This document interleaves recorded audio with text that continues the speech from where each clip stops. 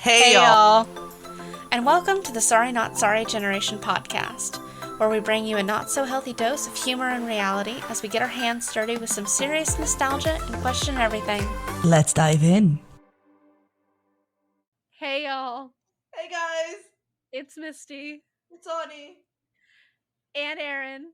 Oh, sorry. Because there's part of me that's always like, it's your guys' podcast, and I'm just present. There, I'm leaving all of that in.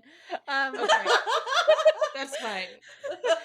We are back for the second half of Chamber of Secrets. So, Woohoo!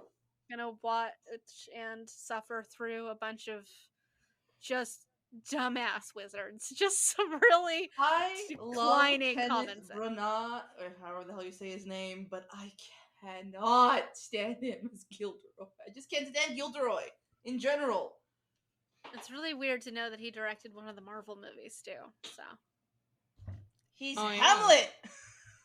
well, I mean that too, but I think he directed Dark World. If I remember. I thought it was Yeah. the first one. Was it the first one? I thought it was I the know it's first a Thor Thor. movie, but It's the first Thor, I think. is it the first Thor? Okay. Yeah. So I was like, I knew it was a Thor movie. I'm just like, I know, but I knew it wasn't Ragnarok, so I just I took a 50-50 shot. So Right? yeah, but yeah. So we are going to really just be starting off with some stupid wizards doing some stupid shit, and Unsupervised minors. Lots of unsupervised minors. lots of weaponized, unsupervised, Weaponized, magical, unsupervised minors. who are currently being very unsafely trained in how to duel. So yeah. Trained is in air quotes. Yeah, trained is definitely in air quotes because it is run by Lockhart and Snape. So like two very bad combinations. So Mm-hmm.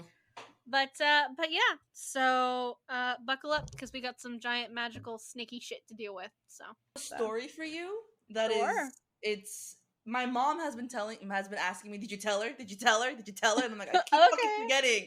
So Okay. I put a sticky note and I'm just like, I'm gonna tell her today. Hit So me. there was this was a while ago, like around when my parents first bought the house, right? So it's like Okay. they bought it in 86. So it's Okay. probably between like 86 and 88. They have guests over, all right? All right.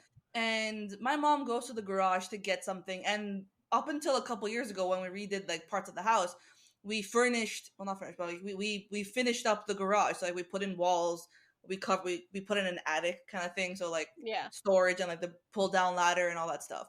Because Yeah. before it was just rafters and just shove shit up there and whatever. Yeah.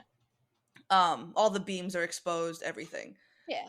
So my mom goes out. So when you walk into the garage, like when you walk in, you see the doors on, like the garage door is on this side, like to the driveway. Mm-hmm. So here's one wall right in front of you. Yeah. And they had like stuff up at the top, right? My mom went to go up there to get something. Again, remember, the guests are in the living room and she's in the garage Yeah. going to look for something to bring down to either give to somebody or it's part of, she's looking for something for like the night, whatever. She's going to Yeah. get something. Yeah. She goes up there, all right, to like, she's like rummaging through shit and like she's poking things to like move them around. Yeah. And the skittering. Oh. Just mice everywhere, live and dead. They are skittering across the boards. They're skittering down her body, on her face. I know. Oh God. No, All over her. They're just falling down all over her. Like the dead mice, and the rats, the live ones just running everywhere. The poop, everything is just all over her. And she has myself on fire. This woman, There's no point in existing anymore. No. This woman makes not a fucking sound, not a single sound. All right, as all this is happening to her, and like people from the living room were asking, like, Varti, are you okay? Do you need help? She's like, I'm fine. Be there in a second. I'd be screaming bloody murder if this happened to me. I would be at an octave that like only dolphins can hear. I'd be communicating with the beyond at that point. Oh shit, no. I know. And she's like, so she keeps telling me, she's like, did you ask? Did you tell her? Did you tell her? Did you tell her? I'm like, I'm working on it. Oh, well, you can tell your mom. I think she's a very brave person. My mom is on another fucking level. Oh, of human. absolutely. Yeah, your mom is unfaceable. Like, holy shit. So your parents still gone? Yeah, they come back tonight. Oh, They landed. okay. They landed fucking midnight, and Oh, I have to go pick them up, and I haven't fun. slept. Fun. Very I really fun. like. And my dad was like, "Are you gonna be awake to come get us?" I'm like, "I fucking hope so." It's like maybe. Like, even if tomorrow, like last night, hadn't happened, Yeah. if last night had happened, I'd probably have a better shot at like being awake to go get them. Now I'm just like, I really have no idea if I'm gonna be awake. Yeah. Which Yeah, that's pretty late, which sucks. especially being up that late. And then you had to get up for work today, so. I slept through my alarm, so when I woke Oh, up again, Lord. I was like, "Oh shit, it's 7:20." You start at 8, right? 7. Oh. Okay. Yep. Yeah. Yeah, you've had a day. You've had a day Mhm. and a half. So, yeah, no. Mm-mm. What time do you get off then? 4? 4. 4. Okay. I wish I could have picked my hours a little more than I do, which is not at all. So. Yeah, I had asked them if I can, switch my hours. Like this was, I think, my second year. Where I'm like, hey, or my, it was either I think at the starting of the second year, like once like we were still like right after Yeah. COVID and everything. I'm like, can I work 7 to 4? Because Yeah. I don't want to be sitting at my desk till 5. Like I feel like working from like 8 to 12, taking your lunch from 12 to 1, and then working from like 1 to 5 is just that 1 to 5 it just lags. It does. I don't know Yeah. why, but for whatever reason working from like 1 to 4 is just like done. Yeah. That's true. My favorite way to take time off is to take half days. So you only work until noon. And then you have the rest of the day off. So no matter what happens, you feel like you accomplished something because you did go to work today. You just have the whole rest of the day to yourself. Right? I love it. Like those are my favorite ways to like take time off. And I did that a lot with Full Sail. Is I took I would take like a Wednesday half day. So it's right in the middle of the week. And that's my favorite day of the week to take off too. It's just right in the middle of the week. So I only have to do 2 days and I get a whole day off. Then I only have to do 2 more days. So what is happening? Meaning is knocking stuff over from the coffee table he's sitting on. As you can see him rolling around behind me. Fun. Oh, that's babies for you. Speaking of babies, I now have 2. There's 2. So this one Chocolate also chip and was it mint? mint. Yes, together they're mint chocolate chip. I love it. So this one, my mom also found, and she was outside, and it was just starting the day, and my mom was out there like dealing with tending to her plants and all that, and he just walks up to her, just fully like she turns around, sees him, and he walks right up to her, just crying his little head off. Oh, So little baby. I'm more and more sure every time this is not a rare experience for my mom. Like animals find her. I have a story about that. They find her. Like my whole life, doesn't matter where we are, doesn't matter what the animals are, they will come out of the woodwork and find her. Doesn't matter what floor of an apartment we live on, doesn't matter like where we live. It's just always they find her. And I swear, my mom has to be like some kind of like fae or something like that has to do with animals, because there's nothing that's not supernatural about this. Just the way they find her, they come out of the like. I have legitimately seen birds fall out of trees next to her, and like they need help, and it's just like, what the fuck is happening? Like they'll just walk, like animals will just walk up to her out of nowhere, and then just come straight for her, and then they'll follow her. Like my mom is like has like the Disney princess gene or something. My mom too. It's just like, what the and like I have it to a much less degree, but I do notice that I have it because animals will start, like they'll come to me and they'll just follow me around and all that stuff too. And it's just like, but my mom has it's like this magnitude that she puts Snow White like to shame when it comes to like animal finding and gathering and like calling and all that. I'm like, what the fuck is this? Yeah, so does my mom. Because like one of the best stories that I remember is this was years ago, we went horseback riding, all right? Yeah. Here at Griffith Park. And for whatever reason, my mom just last minute was like not feeling it. I don't want to do it. Like, you go with your dad, go have fun, whatever, right? So she's stuck back, and she's there at the stables with all the other horses and everything. And then she finds like a bunch of horses that are already outside, and she goes to, to pet them and say hello and everything. Yeah. All of a sudden, my mom is now surrounded, like in a circle of horses, and one of them butts its way through and like starts nudging her with its snout and be like, "Pet me." And she starts petting it, and then she notices the people that are working there, like, the stable hands, like tapping on each other. It's like, dude, are you seeing this? Yeah. And she's like, what? Am I doing something wrong? Like, I'm not, like, what? Yeah.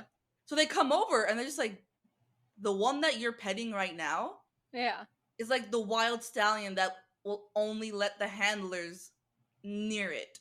Yeah. Nobody else. And this horse just walks to my mom and is like, hey, pet me. Yeah. It's exactly the way my mom is too. Like, I've seen her like just walk by like water, and then just ducks will suddenly just start following her, like coming out of nowhere, landing from the sky, just start following her like around, like walking around a lake. And it's just like, you feel like you live in a Disney movie, right? We'll be out. It doesn't matter. We'll be out, and like people are walking their dogs, or there's just stray cats or whatever. They just flock to her. Yeah. Like, even animals, like when people are walking their dogs, like, oh, they don't like people, and they just start like wagging their tail and yapping at my mom, and I'm just like, this isn't fair. Yeah. Like, it's just, I don't know what it is, but like, it doesn't matter what kind of animal it is, bird, cat, dog, doesn't matter, deer, like whatever. They just go right up to my mom. And I don't know, our moms have like some kind of magic going on. I always told my mom, like, Mom, you were probably like queen of the animals in the past life, because they just come to you. They do, and she doesn't even try, and they're just like the most untamable will be like putty in her hands. Yeah.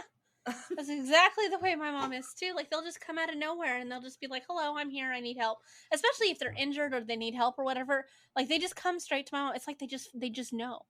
And they just come to her and they just find her. And she always helps them. And, like, she found a bird one time, and God, she found a bird like 2 or 3 weeks ago.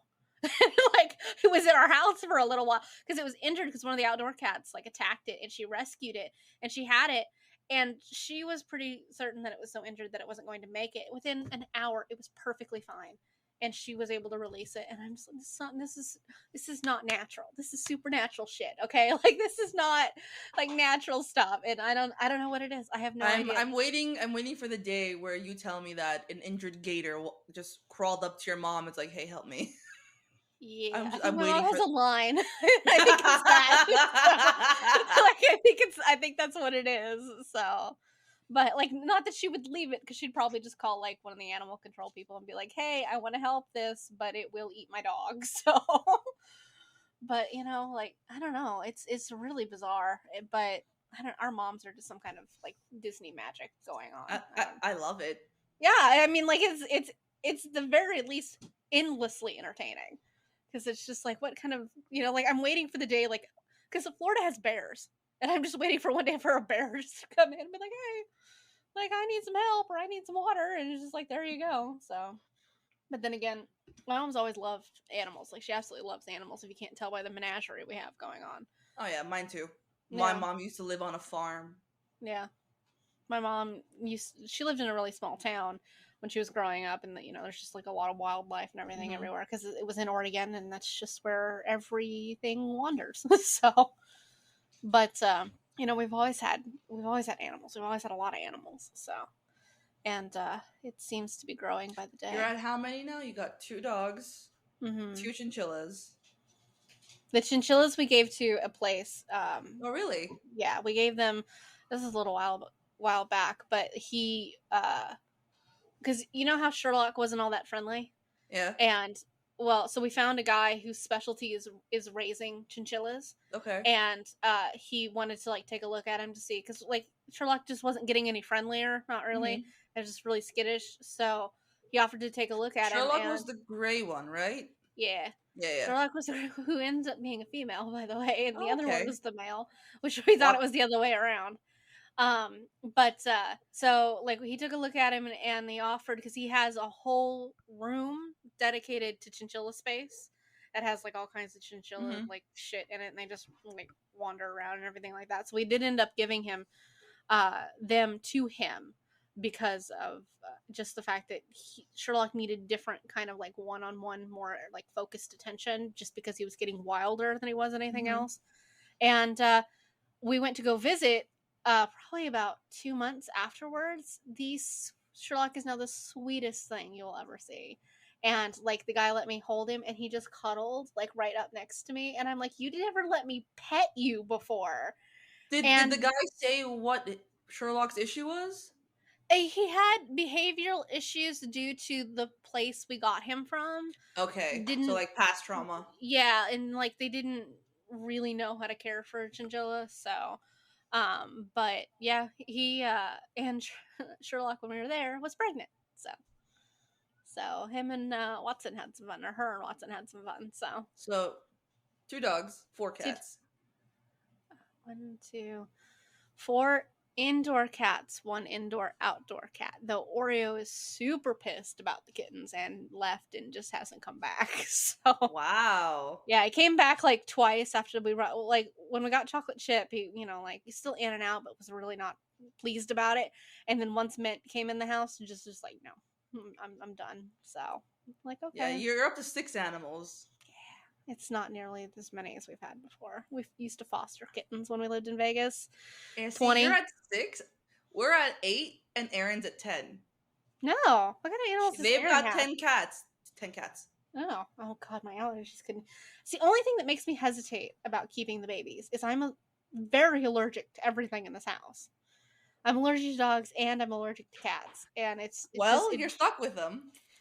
Yep, and they're so cute. Exactly. They're not going anywhere. Oops. No, probably not. But it's the only thing that makes me hesitate. It's just my allergies are always really bad. But because like I'm allergic to more than just the animals. I'm allergic to everything with fur. Doesn't matter what it is. Rabbits, horses, whatever. I'm very allergic to horses actually, because I used to take horseback riding lessons. And used to set my allergies off like crazy. But I'm very allergic to everything with fur.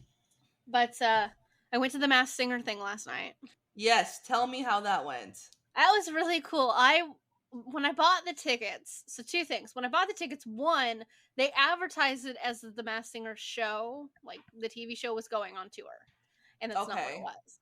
And it's not what it was, which really kind of pissed me off when they told you that I several would months be down the annoyed. line. Yeah, several months down the line, and with non-refundable tickets. That it's not the show going on tour; it's a tour of like singers and shit like that in the costumes. And every Because I like was so shocked when I saw pictures of like Robot was there, which was what, T-Pain, and yeah, um um um Monster was there, and that was it would have been really strange because Alien and Taco got married. yeah. And I remember Taco being the host of America's Funniest Home Videos. I'm like, yeah. what? So that would have been real strange. But which I will get to the story that I have about that just for the record, Okay. because it got weirder. But they advertised it as a show going on tour, not like a tour of like singers and stuff like that, just in the costumes. Right. And every stop they unmask a guest, an actual guest, that's from whatever city this is in. So we had a guest that was from Orlando. Was it And Natasha? no, No, she was she's the from host. London. Yeah, no, and she's the host. Okay.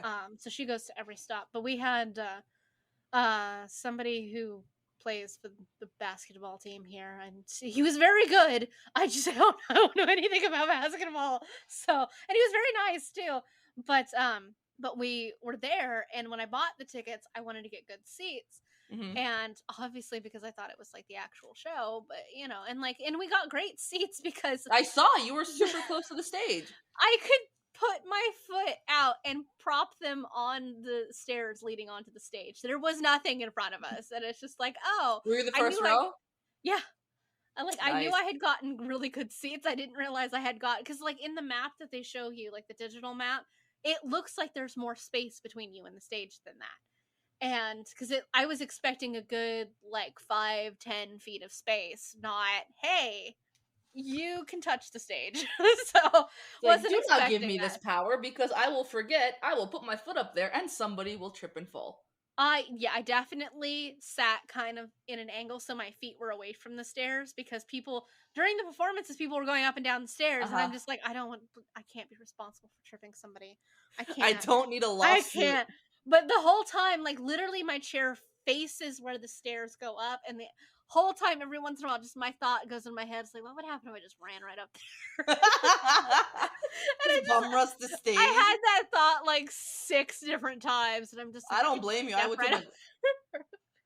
Like, there's like 2 separate security guards standing like right there too, and I'm just like, oh, but I could. But it was really good, and it was really entertaining and everything like that. And we had a great time, and it was really interesting. Disappointing in the fact that they didn't tell you like right up there. They just say Masked Singer tour, not like what it is.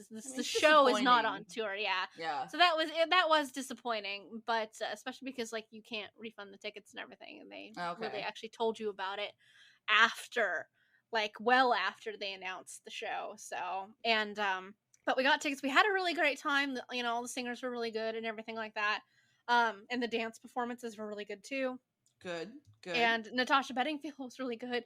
She definitely clocked a guy with her mic stand though.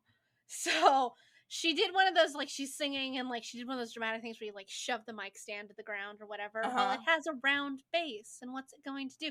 It rolled. Now, in her defense, there's no way she could have known it was going to roll that far because she was in the middle of the stage and she knocked it over and was walking to the other side of the stage, and it just fucking took off. It just rolled.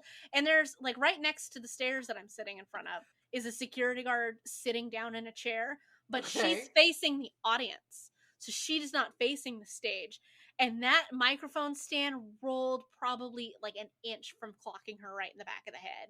And it was going fast too. And to Natasha's credit, she saw it and ran for it.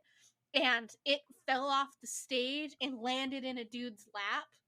And she grabbed it but couldn't keep a hold of it because of like the weight of it. And it went forward and like kind of clocked him in the face, but he caught it, and like so did somebody else, but it did clock one guy in the face, and she felt so bad. She just felt so, but they gave it back to her, and she went to put it on the other end of the stage, and when she put it down, like it started to tilt and fall over again, and like her and the security guard both leapt for it at the same time, and she was really rattled at that point. And I felt really bad for her because she's clearly just extremely embarrassed, and she definitely hit a guy with it. And I'm really glad she didn't hit the security guard in the back of the head with it because it was heavy. And she went to the middle of the stage and and she bowed and she she apologized before she went on with the rest of her performance, but she felt really bad. And then when we went to like the intermission portion, somebody went out, like one of the workers went out now, checked on him, and like basically the "are you gonna sue us" conversation. Right. So, and like, the guy the guy was fine. The guy was fine. He was cool with it, and he's like, it wasn't on purpose. So. And but they checked on him twice, and it's just like, you sure you're good? Because we definitely all, because like it's one thing it landed in your lap, and he did try to catch it, but it did clock him in the face. So, but he was a good sport about it. So which is good because she was so embarrassed. But I guarantee you, for the rest of her career, she's never gonna throw a mic stand to the side again. Probably not. She's like, I'm not having a repeat. Yeah, it's like she's definitely not going to do that. So. But I felt bad for her because she was very rattled by it. But it was really good. She's very good. Like even live, she's very good. I believe that. I like her voice. We were sitting maybe 15 feet from like the giant ass speaker though, and these people, womp, womp, womp, womp. The bass was the worst part because it just was rattling every part of your body. And like, could you feel your organs move? Yeah, I could feel like my bones vibrating in my skin. It's just like, Jesus Christ. But it's so loud, especially when she hits high notes on a couple of her songs, and it's just like you're just covering one ear because it's just this massive ass like 4 or 5 foot tall speaker is just right fucking there. All the reverb. Yeah, it was a lot, and it was just like, okay, like that wasn't the way all of the performances were. Maybe like 3 of the songs that they did had like that heavy like shaking feeling to them, but the ones that did just kind of made you want to like cover an ear and like pick your feet up off the ground to minimize the point of contact. So, but it was really good and it was a lot of fun. At one point they had because like Alien did her performance and then Taco did his, but he did a Frank Sinatra song like serenading Alien, Aw. and they got engaged like in the show. And I'm just thinking to myself, I'm really glad that these are not the actual people because this would be hard to explain on many levels. Mhm. On many, Yeah. many levels. But Yes. so, like, what then got stranger is like a couple performances later was Alien's bachelorette party. And yeah, so Alien's bachelorette party, which they then pulled an actual bachelorette from the audience and had her sit up there as a part of the bachelorette party, who at first was very awkward about it, and I would have been too, especially because several of the other characters came out and started dancing in a way that you hire people for bachelorette parties. Please stop. And one guy who's like, he's not like the host, but he had like a mic costume, like he has his like mask is a giant mic head and all that, and that was part of like the little mini performances and stuff that they had, and he's over there with Alien just getting his groove on, just full on twerking in her face and everything, and it's just like, this is weird.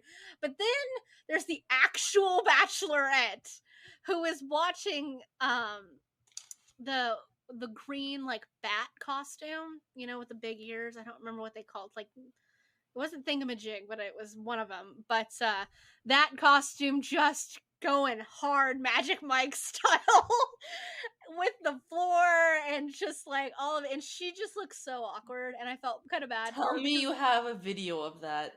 I don't. You weren't allowed to take video. I have photos, Damn. but you weren't allowed to take any video. Do you have So- video? Do you have photos of him gyrating? Yes, with the floor. Yeah. And then so she was dealing with that, and then Robot came out and she was dealing with that too. And then there was like 3 of them around her at one point, and like the first like couple minutes she was just really awkward about it because like how could you not be? And especially because you have a giant furry like just getting it on next on the side of you. And then like Robot's doing his thing and everything, and she, you know, like she just got more into like the sense of humor of it more than anything at that point. And because I mean, you have a robot like Magic Mike style dancing for you, you can't think that's anything but funny. So but yeah, I just thought to myself, I'm so glad that's not me. I just think I would have just had to put my hand like down and say, I don't know what to do with this. There's a giant bat furry like getting it on the floor next to me. I just like I don't think I'd have known what to do. I will say I had more than one like guest person like eventually like come up and everything like that. And one of them like their whole one of the like little running things through the show was there was a golden microphone. Mhm, And the like that golden was mic. yeah, so like there was a little thing where somebody like stole it and it was like one of the audience members. Kudos to the dude that they ended up choosing to drag out of the audience and put him on stage because he played with it really well. Because it would have been really awkward, like because they had him up there and then they were like dancing around him and everything like that, and then they handed him the golden microphone to pretend to sing, and this man looks like he's about 38, you know, like up there, and he's just kind of jacked dude, Mhm. but he looks like that borderline is either going to find this really irritating or he's gonna go with it, and luckily for them, he went with You it. went with it. Yeah, so he seemed to have a good time. The giant baby costume was there and came up right behind him at one point, and they had him turn around and his giant baby's like right behind you, and he jumped. It's just like because nobody's gonna expect to turn around and find a giant fucking baby about a No. foot from you. But he Uh-uh. was a really good sport about it, so that was cool. Well, that's good. Because otherwise it would have just been a fucking disaster. But and then later Alien and Taco got married, and an Alien was like walking down like up to the stage. She just grabbed some random dude from the audience and made him walk her down the aisle. And it's just like, okay, but that, and he was cool with it, you know, he walked her right up there and like gave her away at the stage and everything. So I was just thinking to myself, that dude will forever get to tell people that he walked an alien down the aisle to her wedding. So I hope he has children that are not married yet, and I want him to be able to tell his children, before any of you got married, I walked an alien down the aisle. So- Right? What did I? But it was a great time. We had a really good time. I've never been to like the Dr. Phillips Center here, which is where it was held, Nice. and which is really pretty, and it's very nice on the inside. So that was cool. And I don't go downtown Orlando very often, but for a good reason. In all honesty, it's not a great downtown. It's got like 10 building stops. But I've been there. Yeah, it's not that great. yeah, no, we you kind of drive through it and you blink and it's gone. And it's just like, oh, okay. Yeah, But, like Sunday we did the me and Talar did the Warner Brothers tour, Yeah. the studio tour. That was really fun. Hmm. That was because you get an hour for the basic package, like the basic ticket or whatever. You get an hour of guided tour, so you're on the tram and they take you through like the back lots where all like the cities are and the face buildings and everything. So it's just obviously if you like face isn't like if you open the door you hit a wall, so it's Yeah. just there for like facade. Yeah. But there's also they told us that they have the only remaining jungle as a set Okay. because like all the other studios tore down their jungles to make room for just more sets or whatever. Yeah. So they have the only remaining jungle, and it's Oh, the that's jungle cool. from Pretty Little Liars, like the forest. It's the jungle forest, whatever, from Jurassic Park, where Okay. Jeff Goldblum is running with like he's injured and he just goes must go faster. Yeah. Yeah. Okay. Okay. All that, and then they showed us their lagoon, which they either fill with water or sand depending on what they need. And then they took us to one of their cabins in their jungle, which is not a facade, but like you can actually walk in and like dress it up and whatever. And Yeah. they used that cabin has been used in again Pretty Little Liars. It's been used in all I said all no in not All American. I think it's a $1 Million Baby, Okay. and it's Merlot's bar from True Blood. And I'm just like, oh, I'm in Merlot's. All right. Okay. Well, that's and cool. and then they take you through like they drive you through like all the warehouses, Yeah. like where all like the studios are. So like Studio 15, Warehouse 16, whatever. I think they said Warehouse 16 or Studio 16 was the biggest one at like 96 feet or something. That's how Wow. tall it is, because they had to make it bigger for at the time the movie that they were filming there, and they decided they wanted because the set was so big. Yeah. So they lifted that studio, that warehouse. Instead of like making it, instead of adding it to the top, they literally lifted the whole thing from the bottom and added more space at the bottom. That sounds more complicated than necessary. They said it was a lot easier than adding to the top. I'm like, oh, okay. Sure. Yeah, moving a building much easier than just like cutting the roof off and throwing some more on top. Sure. Right?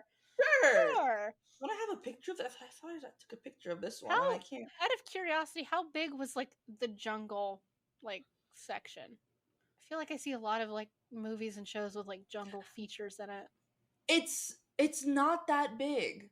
Yeah. Like it's a decent size, but it's not as big as you'd think. And they were telling us how like they do the shots to make it look like it's an endless forest or whatever, Yeah. because you can't just have like this much space. Yeah.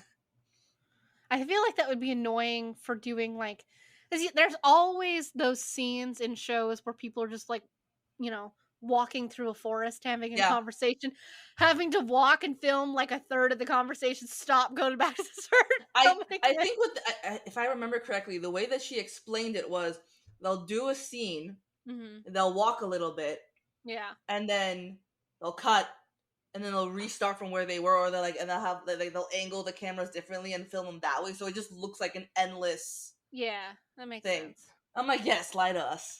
Yeah, and the stupid thing is that you could just go to a forest. Like, Right? they exist. Like, jungle would be harder because, there's not really jungle in North America, Yeah. at least not in the United States. But Go to a forest. Forest is like, it's California. You got forests. So, like, you'd have to, like, you couldn't really film too much you could film some foresty things here, but Florida has very specific landscape, so like it Yeah. would be a little harder. But California has forests. I mean, granted they're on fire a lot, but like there's still forest. So, you could just go to a forest. I feel like that'd be Right? simpler. But yeah. So, there was something else I was going to tell you too. I'm trying to see. I'm trying to. Yeah, there it is. Studio 16. I'm going to share. Here you go. Do you see how big this is? Look at That this. is huge. Jesus. This much is how they added to the bottom. You It's see how so much taller it is from the rest Yeah. of them? It's huge. Yeah. I feel like And that seems so counterproductive to just to raise a I building. forgot which film they did it for originally, but what I do remember is they also filmed the Goonies there because they have, the big ass ship in the Goonies Yeah, that they find. That's filmed there. I'm like, that makes okay, sense. this makes sense. They took us on the set of Mhm. All American because right now All American is in between seasons. Yeah. Okay. Like, I do not watch that show. Talar does, and she was just going ape shit. Oh, well, that's good. At least you had I'm fun. like, good. Like, it was really nice. The set, like, how you walk into the house and there's like the pool outside and the kitchen and the stairs and all. And then after the guided tour was over, they took us to Central Perk. Oh, that's Yeah. Wait a minute. They recreated that? No, that's Warner Brothers is where they filmed. Yeah, but like they Friends. destroyed the original one. Like they took it apart. Well, I mean, they seasons 9 out of 10 seasons were filmed in like studio. Hang on, I have a picture of that one. Because I remember listening to an interview with Jennifer Aniston and Courtney Cox, and they said as soon as they were done wrapping up the last scene in Central Park, they started to tear it apart. Well, okay, so one of the stages, like the stage that they filmed Friends, 9 out of 10 seasons was filmed in the same location. Yeah. And we didn't go into that studio because they're probably using it for something else. But once the tour is over, they take you to another building where I forgot what they called it, but like there is Central Perk. So you get to, like they created an actual cafe. You can buy food, drinks, snacks, whatever. Oh, that's cool. So you go in there and you walk in and immediately there's Central Perk and you can like the actual cafe that you can like actually order stuff from. Okay. So the right is all the merchandise. So it's all like and like I don't want to say it's the actual stuff from the set. I mean there are actual costume pieces behind glass. But like they have organized things to look like the sets. Like Monica's apartment, like the kitchen was there, Joey and Chandler's apartment with the recliners and the TV. Yeah. Gunther's bar at Central Perk, and then what else did they have? The couch. Yeah. So like it's not the actual set, but it's a looks cafe like, designed to look like the set. Yeah, the whole area, like even the merch area, like the shopping looks like you are walking in a friend's dream, basically. Oh, that's cool. Like everything, like, it was beautiful. No, that's and cool. Then to the left was the other part of the tour that you can go into, and like after this point, it's all self-guided, so you can take as long as you want. Yeah. And you walk in, and it's just the first room that you walk into is all like it's just a wall of scripts. Okay. So like it's all like so the script writing, casting, costuming, whatever. Like talking about like kind of walking you through it. And then you go further in, and there is an actual set, like a piece of Friends, the set, like so you have, which is Central Perk. It's the cafe, the coffee shop behind you, and the couch. I think it's the actual couch. They also had a set of the set from Big Bang Theory that you can go sit, cool. And interact. And then there was a post-production thing, the thing that I sent you, where it's just me and Talar doing the voiceover for Harry and Ron. That was a post-production part where it's just like, here, pick a, whatever you want to do and say it. I'm like, oh, we got this. So that was really cool. We got to ride broomsticks with the green screen behind us, like wind in our hair. We're holding a wand. That's cool. So like the video of us is just we're going through London on our broom, trying to avoid people, cars, the night bus, whatever, right? Really just breaking the statute of secrecy like right off the bat. 100%. 100%. And then it pans, and then we're now in front of the castle at Hogwarts, and then we're on the Quidditch field. And I'm like, yes, this is wonderful. And we look like idiots, which is totally fine. And then at the end of it, we get to hold the prisoner of Azkaban like number plate thing. Yeah. So and they told us, look angry. So I'm just like, "Arr," and Tala's like laughing. I'm like, angry, not like hee hee. Like, She's already gone insane. Leave her alone.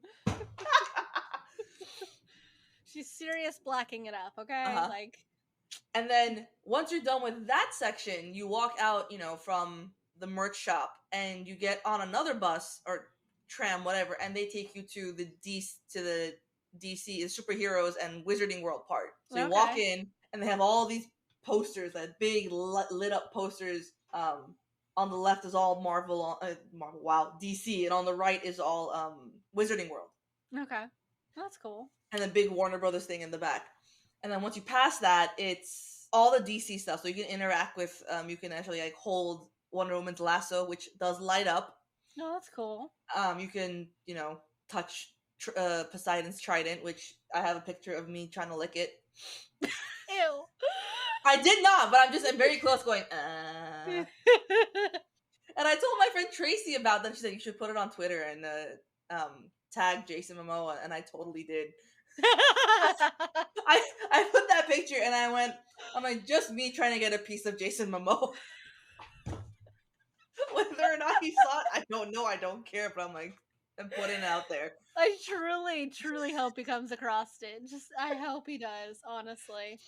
And then the guy that was working there was just like, he was talking to us about the actual trident, because like, that's the actual one that Jason Momoa used in the movie. He's like, yeah, Jason broke that. He just broke it over his knee, and I just went, he can break me over his knee any day. And I swear to God, the guy made this face. He's just like, That's somebody who's not paid enough to deal with thirsty women. I'm like, yeah, he can break me. That's fine. And then they had Christian Bale's Batman stuff. They had Michael Keaton's Batman stuff. They had I swear, I wish Ben Affleck's Batman stuff. All right. I wish they'd quit making Batman movies, though. I'm so tired.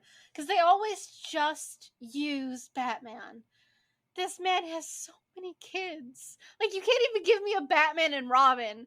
There hasn't been a Batman and Robin movie in so fucking long. I know. And they didn't even do it right, because the last Batman and Robin movie had Robin, he was like 25, and still Robin. Nobody's been Robin out of their teenage years. Like, not a single one of them. I don't think any of them have made it as Robin past the age of like 16, 17. The only one that I can think of is the one with Val Kilmer, where he found Robin at the circus or whatever, and he's isn't he in his 20s? Or like late teens, like 18, 19, 20? Is that the guy, the one with the guy from NCIS Los Angeles? Yes. Yes. Chris That's the only O'Donnell. time. Yeah, it's the only time they have one of the movies that actually has Robin in it, and he's in his 20s. It's like, I'm sorry, but Robin's parents died when he was 9. Okay, or 9. Yeah, I think it was 9, because he became Robin at the age of 9. So, but it's like, please, he has so many kids, so many fucking kids. Include one of them, just one. And what was the thing they call it? Pat Bat. That's the nickname. Pat Bat. That's the new nickname for Robert Pattinson as Batman. People call him Pat Bat. Mm-hmm. Pat Bat. Like Pattinson, Pat Bat. Why? That is this. Oh, and I'm also very sick of just like, not only like the individual like just Batman movies. Now I will give the most recent one credit. I haven't seen it, but they included Catwoman, which is good, especially because they're now like in the comic book world, they're married now as of very recently. It's about fucking Bruce has been going after this woman for like the entirety of the Batman series for like 50 years. Thank God he finally got married. But like, he got married very like recently in the comics, and they're including Catwoman, which is great. They're finally including like other characters besides Batman, because at no point, except for maybe the first 2 or 3 years of Batman being Batman, is he alone. And then he meets, because he adopts Dick Grayson as Robin, pretty, like, he was younger than either of us are now. Like, he was like early to mid 20s at most, and then he adopted Robin, and then he just started collecting children from there. Okay, like, this man has three adopted sons, a biological son, and then I'm not sure if he actually officially adopted. No, God, he has more sons than that, because there's also Batman. You told me he had like 11 kids or something. He does. Like, He's got 11 children. He started with 3 sons because he got Dick Grayson, then Jason Todd, and then Tim Drake.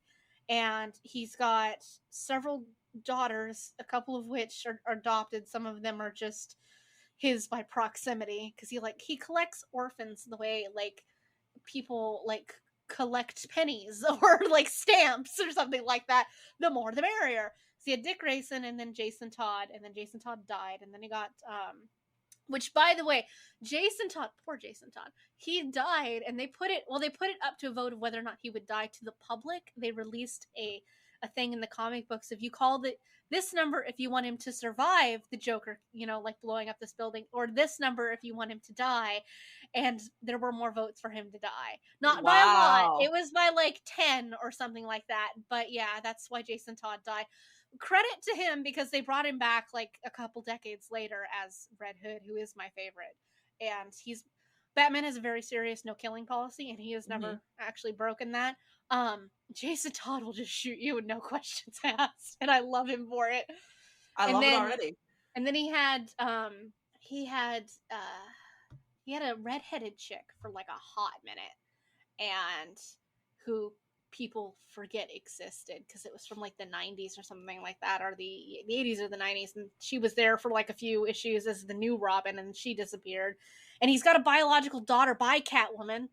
I think her name is Helena, and she hasn't been mentioned in fucking a couple decades either. And then he had Tim, and who he adopted from his neighbors, by the way, who they were bad parents. They were really bad parents. Like, Jesus fucking Christ, they left this poor, very, very young child home alone a lot as they went off gallivanting. Granted, they were archaeologists. And they went off gallivanting all over the world and just left this very poor, very small, very brilliant child alone by himself. And then he got Stephanie Brown, who's not his either through adoption or anything else, but like by proximity. And then there's the biological blood son of Damian Wayne. And then there's... It makes you think of, it puts stranger danger to a whole new level. Because it's just like... Yeah, Batman just plucks children off, literally, with Jason Todd. Like, he just took this child. He basically stole... Like, Jason was an orphan at that point, but he stole this boy just off the fucking... Like, literally, Jason was stealing the tires off the Batmobile when Batman found him. And he's just like, I like you, let's go. And just fucking stole this kid. You're mine now. Pretty much. And then... And I remember when I was watching the new Batman movie, and I'm texting you while I'm watching it. And I'm just like, oh yeah, like, because I'm asking you about Arkham and how we got the name and blah, blah, blah. Yeah. And how his mom, like, in this rendition of Batman, his mom is an Arkham. Which is so the ways very that the Arkhams specific. got married. So specific, because that's exactly one universe out of the infinite number of DC universes. Because I'm like, that makes zero fucking sense when you're texting this to me. And I'm just like, wait a minute. She was not an Arkham. Like, what the fuck is this? And I was Googling it, and I found the one universe where she's an Arkham. Yeah, and it was just the only time that happened, and I'm just like, what the fuck? Because, like, I knew they were people, like the Arkham Asylum was, from Arkham, but I'm like, it wasn't his mom. Like, where the fuck does that come from? But yeah, there you go. And I was just reading that, and I'm like, they picked the weird. Then again, Marvel also picked the weirdest fucking universe to go with as well, because the universe of the Marvel cinematic universe is based off of one of the alternate universes of Marvel, where all that shit with Thanos happens. It doesn't happen in every universe.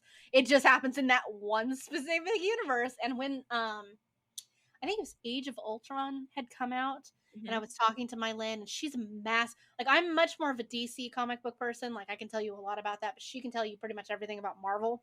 Mhm. I was talking to her about it. She says, judging by what's happened so far, she's like, I can tell you what's going to happen. And and she's just like, it's gonna get a lot worse. And I'm like, great. And she's like, you know how Hawkeye like has a family and everything? And I'm like, yeah. And she's like, yeah, they all gonna die. And I'm like, oh, okay. And sure enough, several years later, Yep, the everybody did. snap fucks everyone up. Yeah, so it's interesting just to like watch them make movies out of like comic books, especially when you read the comic books. Like, I'm tired of them making Batman movies because I'm tired of them dealing and making movies out of like the first like year or two that Batman existed rather than the 50 decades that have come on since then. Like, you have 50 years of Batman universes and storylines to use. Yeah, and you're Pick a different using one. yeah, it's like you're just using nothing, and it's really irritating because there's so much really good plot line in there. Granted, you would probably have to start dealing with the fact that on some level Bruce is a child abuser for dressing up small children in traffic light colors and throwing them out there to get shot. So, I mean, to be fair, they are the Grayson family colors, not just random colors that, you know, Batman didn't pick the colors, Dick Grayson did.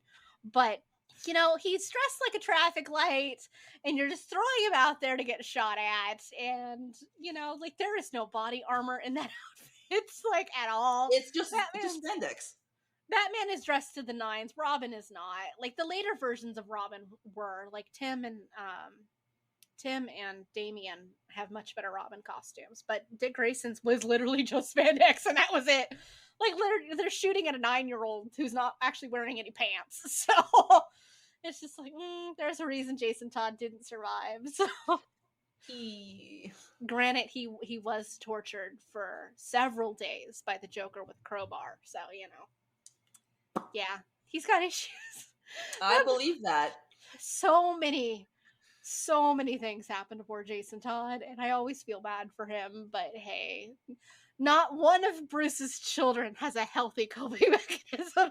So, I mean, again, Bruce doesn't have a healthy so yeah. He dresses up like a giant furry and goes across the city beating up people, so arguably his children are healthier than he is. So Bruce is not a I have a lot of issues with I love his children. I love all of them, you know, Duke and Cassandra and everybody. Like, those are because like Duke is the newest addition.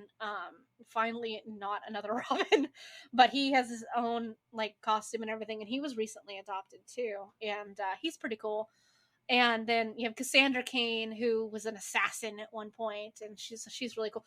And I like the fact that the newer children have there's more diversity in them, and they're actually bothering to show it. Because only 2 of Bruce's actual children are white, and the other ones are not. And the comic books and the movies tend to forget that at certain points. Of course they do. Because Dick Grayson, for instance, is not white, despite the fact that everybody likes to pretend he is. He's Roma. He's Roma, and he's from the circus and everything. So he's not technically white, despite the fact that people like to pretend he is. I want to say like very Eastern European. Like, yeah, his family traveled a lot, so like not entirely sure exactly where. I don't think the comic books ever specifically state. But he does speak Romani, and like the Bat kids speak like 12 languages easy, but like that was one of his first languages. He didn't speak a lot of English in the very beginning when he was very little, because that just wasn't the language that he spoke. Right. The language his parents spoke. But Jason was white, Tim is white, but Damien is only half white because he's half Arabic, because his mom is Talia al Ghul, who is Arabic. And then Duke is black, Cassandra is Asian. I'm not sure what Harper is. I think she's white. Helena would be too, because that's Catwoman's daughter. And what Catwoman is depends on the series you're reading, though. So I'm not really sure. I didn't read the very small universe in which Helena existed. But yeah, so like Cassandra actually wasn't taught how to speak, so she speaks with a lot of hand signals, and Not, and I won't say sign language. I would say hand signals because she was taught assassin style code hand signals course she because was. she was raised to be an assassin and not to actually speak. So she's had to learn how to communicate and talk, and she does know like sign language and different hand signals and a lot of like military signals and stuff like that. And she still has a hard time actually speaking because nobody bothered to teach her until Batman adopted her much later in life. So she was easily in her mid-teens by then. So and but yeah, like people tend to forget that, you know, Batman just doesn't have a bunch of white kids. He's got like a bunch of things across the board, and nobody seems to remember that. So I can't stand looking at art of like all of these especially Damien. It's like, which is what really pisses me off, is because like Damien is not white. He's half Arabic, and he looks it, and he's supposed to. Like the original comic books, he looks it. But you see like the animated movies and stuff like that, that kid looks as white as I do. And I'm like, no. His last name is Al Ghul. Like he's not even from. No, He's never even been to North America. Like before Talia drops him off at Bruce's doorstep. Which, by the way, Bruce didn't know he had a kid. Just at 12 years old, Talia just drops Damien off at his front door and like, here you go, this is your son, bye. not like it's gonna be an issue for him because he just plucks him off the street. That's true. Anyways, now the best part of this tour was Mhm. the wizarding stuff. Okay. So after all the DC stuff, you see the wall of, it's all the Secrets of Dumbledore crap, and I'm like, I don't care. Yeah. It's like all their costumes. It's Dumbledore and Newt and whatever, and their wands. And then you turn around and you enter our wizarding world. So you walk, like you turn to that side, and there's the Fort Anglia just flying above you, lights on, and there's a Marauder's map underneath it. And then you go into the first room, and the first room is Privet Drive. So it's the actual, like, it's the staircase. So it's not like the actual house outside, but like there's the staircase and the cupboard underneath that we walked into. We took pictures. You can lie down on the bed and all that stuff. Is that recreations or is that part of the original set? I don't know. Yeah. I want to say it's part of the. Well, I don't know. I feel like the original set would be in London. Yeah, because I feel like most of it was filmed over there, not over here. So, like, this is probably just the recreation stuff, but because it's Warner Brothers, they can just do it and it's fine. Well, I was curious if maybe because it was all sets, if they just took part of it and shipped it somewhere. They might have. Clue. Like, I have no idea. I know, like, the Pivot Drive. I know the outside of the Pivot Drive house is like a real house, but that street that some of the Pivot Drive scenes are filmed on is a set. So yeah, like they built that little community. Of houses. Yeah, I think the first movie, the house is a real house, but after that, they just made a set. So I remember it. Like, I should have asked all these questions, but we were just too giddy to be there to think. Yeah, that's fair. Like, I wouldn't have thought to ask those in the moment either. So you see the stairs, you see the lamppost that says Privet Drive. There's an owl sitting on top and everything, and then to the left of that is the chimney. Yeah, the chimney scene. So like, there's just letters everywhere. They're hanging, they're flying, they're in a circle, they're fucking everywhere, which is great. And so we took pictures of us trying to catch a letter. Yeah. And then you go to the next room, and it's, what was the next room? Hang on. After Privet Drive was, to my gallery, let's go. I have to go through my pictures and, like, post them. Okay, after that was the Great Hall. Mm-hmm. It wasn't, like, as grand, you know, it was just the stool with the sorting hat. Okay. So the sorting hat comes down and it actually sorts you. Like, it talks and everything. Did you get Hufflepuff? I did get Hufflepuff. That was a shot in the dark. That was a shot in the dark. Colin got Gryffindor and I got Hufflepuff, and I'm like, half of my house, which is fine. And then after that, you walk into the herbology classroom. Yeah. And they have the mandrakes, and it was when you could actually pull them out and they scream. Oh God, okay. So that was great. After herbology, you walked into the potions classroom, and you could actually make potions. What? Like there's like 3 interactive cauldrons, and there's like a little thing in the front of the cauldron that says antidote and like the ingredients. So you gotta press you have to like pick the ingredients in order of like for the antidote that you're making. Yeah. And then when you're done with the ingredients, you press the wand that's in front of the cauldron, and the cauldron starts to spin. Aww. And That's you cool. yeah, and you get your potion. And then there was to the left of that was the wall of wands, like in Okay. Ollivanders, Yeah. and there were two like mirrors, and there was a little like a lengthwise video thing in the middle, Yeah. and it's telling you, it's basically dueling club, so it's telling you how to like do movements with your Mhm. body and the wand. So it's like it's not telling you spells, but like you do this movement or that movement or whatever, and that was Yeah. fun. That sounds cool. I look like an utter fool, but it's fine. Honestly, at that point, who cares? Who cares? And then we walked into Newt's shed, Yeah.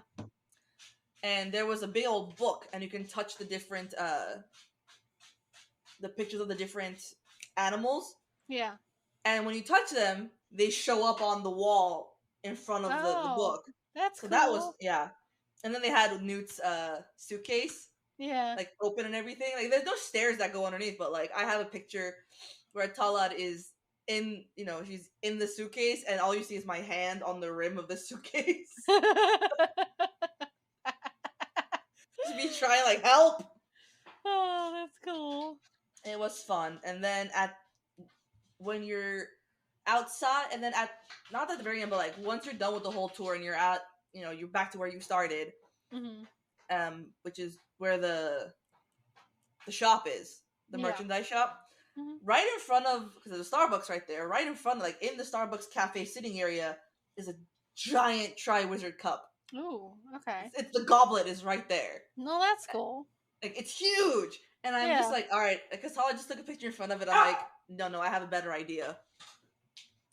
And I'm just like, I got my receipt from my merch, and I Yeah. folded it. I grabbed one of the chairs, and I Yeah. stood on it, and I'm like trying to put my name in the goblet of fire. That's such a bad idea. You do not want to compete in the Goblet of Fire. We will die. People die. So they stopped the tournament in the first place because people died. God, that's massive. What I know. That's so much taller than you are. What the hell? And I'm on a chair.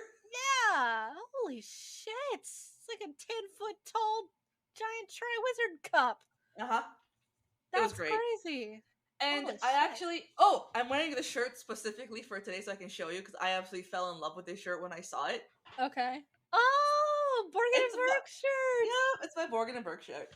I love. Oh my god. Because I was like, I do not have enough Harry Potter like daily merch. I just don't. Yeah. So I got this shirt. I got Talat and I got matching house shirts. So I got my Slytherin shirt and she got a Hufflepuff shirt, but it's the same design. Yeah, well, that's So cool. it is. Oh, it's not on this one. You'll have to bring the Borgin and Burke's shirt with you when you come to visit, since we have Of course. Diagon Alley or Nocturne Alley. Oh, Aaron and I have matching shirts for Universal. Oh yeah, what are your matching shirts? So mine is green for Slytherin, Okay. hers is blue, but it's the same picture on it, and it just says it's a picture of the Fort Anglia, and it says "Get in, loser. We're going to Hogwarts." Okay, that's cute. Oh, that's cute. I love it. So this one on the left, is the Slytherin shirt that I got. Okay. This one right here, and Tala got the matching Hufflepuff one. Right there. Aw, that's cute. Mm-hmm. I love having Harry Potter merchandise. I was so happy. They had some really nice wands. Here, let me send these to you so you can look at these wands. Were they actually wood? Yes. I was just curious if they're plastic or if they're wood. Let me hang on. I'd love to have like a giant collection of them, but because I have 3 wands. I almost got my personalized Hogwarts letter. Oh, really? I really wanted to get it because it was only $25, but like, there was no one at that counter that was available. So I'm just like, God damn it, Meaning, come here. I'm not letting you out right now. Look at those wands, dude. Those are beautiful. Those are beautiful. I love the snake Slytherin wand. It's, what was the one behind it? The Locket of Slytherin wand, I think, is my favorite. That's pretty cool. I like the diadem wand, too. Yeah, the That's really diadem is cool. cool. But like the diadem is cool, but like that locket one with the crystal at the end Yeah, it's pretty is cool my looking. favorite. I like the snake one a lot though, Oh, I just do because love that the looks snake really one. cool. Yeah, Yeah. that looks really, really cool. Shh. And then I what else? can't wait till you guys come to visit. That's gonna be so much fun. I can't wait. I'm so excited. We are down to 78 days, 4 hours, and 13 minutes. Okay. You guys gotta make sure you let me know when you buy the Yeah, tickets, because I'll we're buy gonna buy them. We're gonna get them Saturday. Saturday. Okay, just Mhm. shoot me a text so I know to buy it too. So Shh. Knock it off. Come here. it'll be fun just to actually get to see you again, and then to meet I Aaron for the first know. time. I know, dude. Like, I wish we didn't live so far away, but at the same time, it's like I talk to you every day, That's so true. it's like I don't Like, really miss you. yeah, like that's very fair, because like it's been actually almost exactly a year since we've seen each other, but it definitely doesn't feel that way, especially now that we do the podcast, because like I can actually see you at least once a week. So and it's like, and we literally just message each other Every day. all day long, just like every stray thought that goes through my head and probably gets sent to you. And all And it's three of us just are like, "Hey, look at this stupid shit that I think is funny." yeah. And it's just like, here, look at this random meme. Or like, hey, here's this weird article I found. Like the oh, like I sent you today. Like, hey, the art museum here got raided by the FBI. And, like, I've been to that museum. I'm like, oh, Yeah. okay, It's okay. just, I was just like, what? Because it popped up on my phone, and it's just like, on Friday, the FBI raided the Orlando Art Museum, and I'm like, why? And apparently they have an exhibit there where they think the art might be fake. So I mean, I yeah. wouldn't be surprised. It's Florida.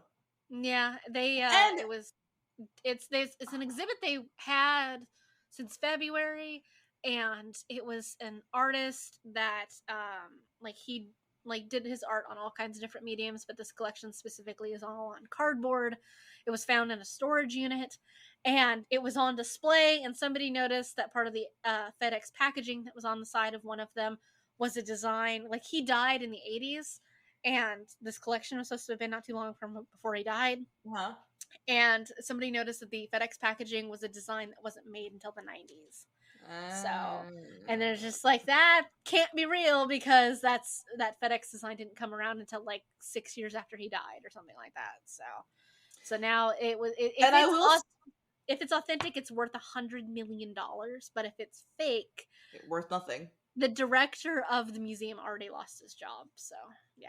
I'm not surprised because I mean, if you're in charge of a museum, then you better know your shit. You should definitely have authentication, like, information Yeah. on these pieces. Like, it should have been authenticated if there was any question on any of it. Like, you should have like official authentication documentation.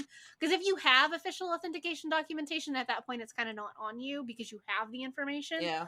But you should verify that these documentations are correct, and if there's any doubt, you should be having your own authentication process done on it. So, and any logos or anything like that, like stamps, dates, anything like that, could easily tell you what it was, and FedEx packaging is one of them. So, I mean, granted, that museum is such a disappointment.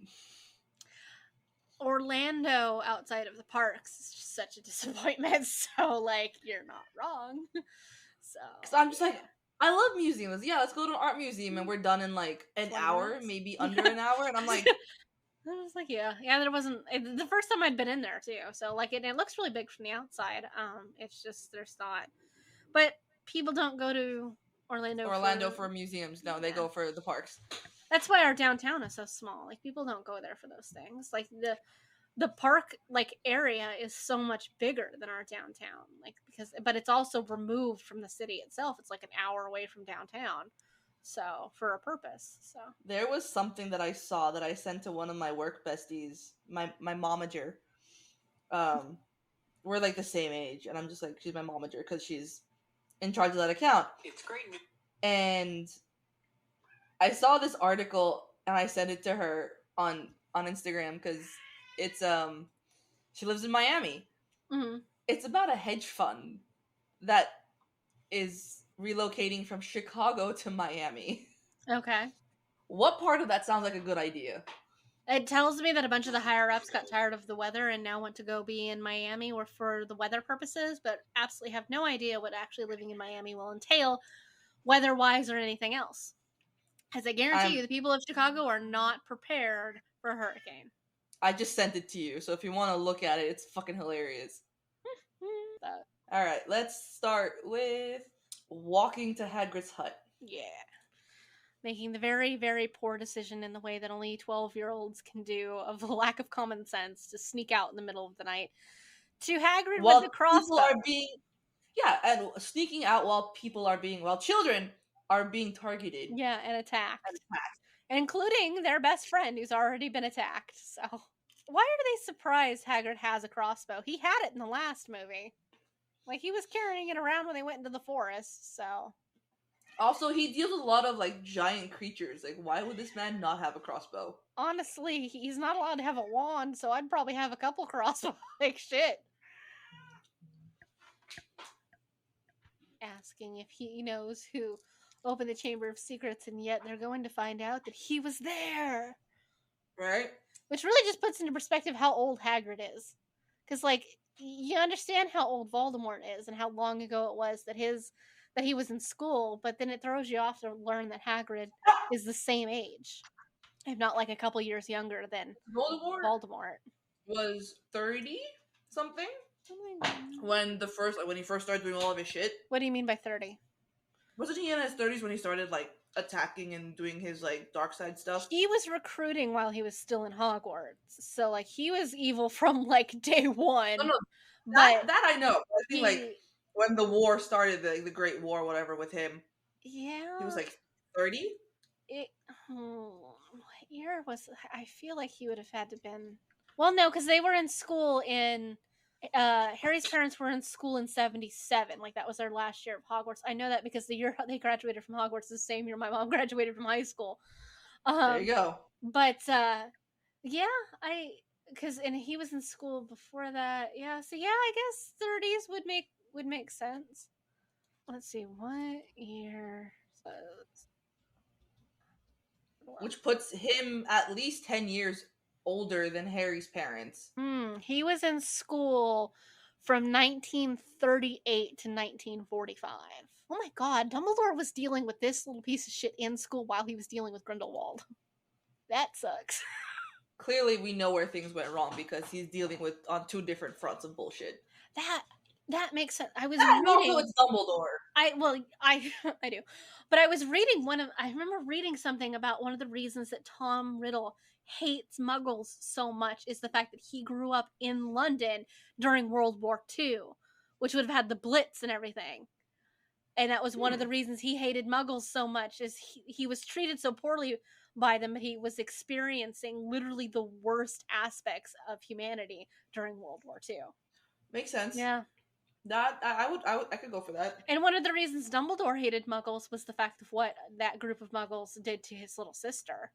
So, like I guess that like they don't come by their horrible prejudice for no reason. Like it's still not good, but like I can understand from it's not justified, but we understand why. I can understand Tom like hating Muggles after like experiencing the Blitz, and then they make him go home every summer, like during World War II. Like Jesus Christ! There are so many instances where Harry could have turned into another Voldemort. Oh, absolutely. And we are lucky that he did not. Absolutely. And you'd like to think after understanding that, Tom turned out the way he did because of a lack of love in his life and a lack of like stable support system, that putting Harry into an actively abusive environment like he did with Tom. Year after year after year with the Dursleys. How is this child sane? Like, holy shit, how is this child insane? Like, Tom went, like, crazy, but in a way that, like, he could hide it really well, and, like, nobody could ever prove, like, that he was actually a psychopath, because he got, like, the charismatic serial killer aspect going on. Harry, I guess maybe he's just so stupid, like, it doesn't register. Like, I don't fucking know. Because, holy shit, how he's not, like, because, and the thing is, too, is, like, Voldemort had so many opportunities to, like, take over in a way that made more sense than just going around murdering a bunch of people. Like, he could have been Minister of Magic within like 5 years of graduating. Oh yeah, he could have infiltrated the ministry and just but in slowly changed it. But no, he went to the whole kill everything. Yeah.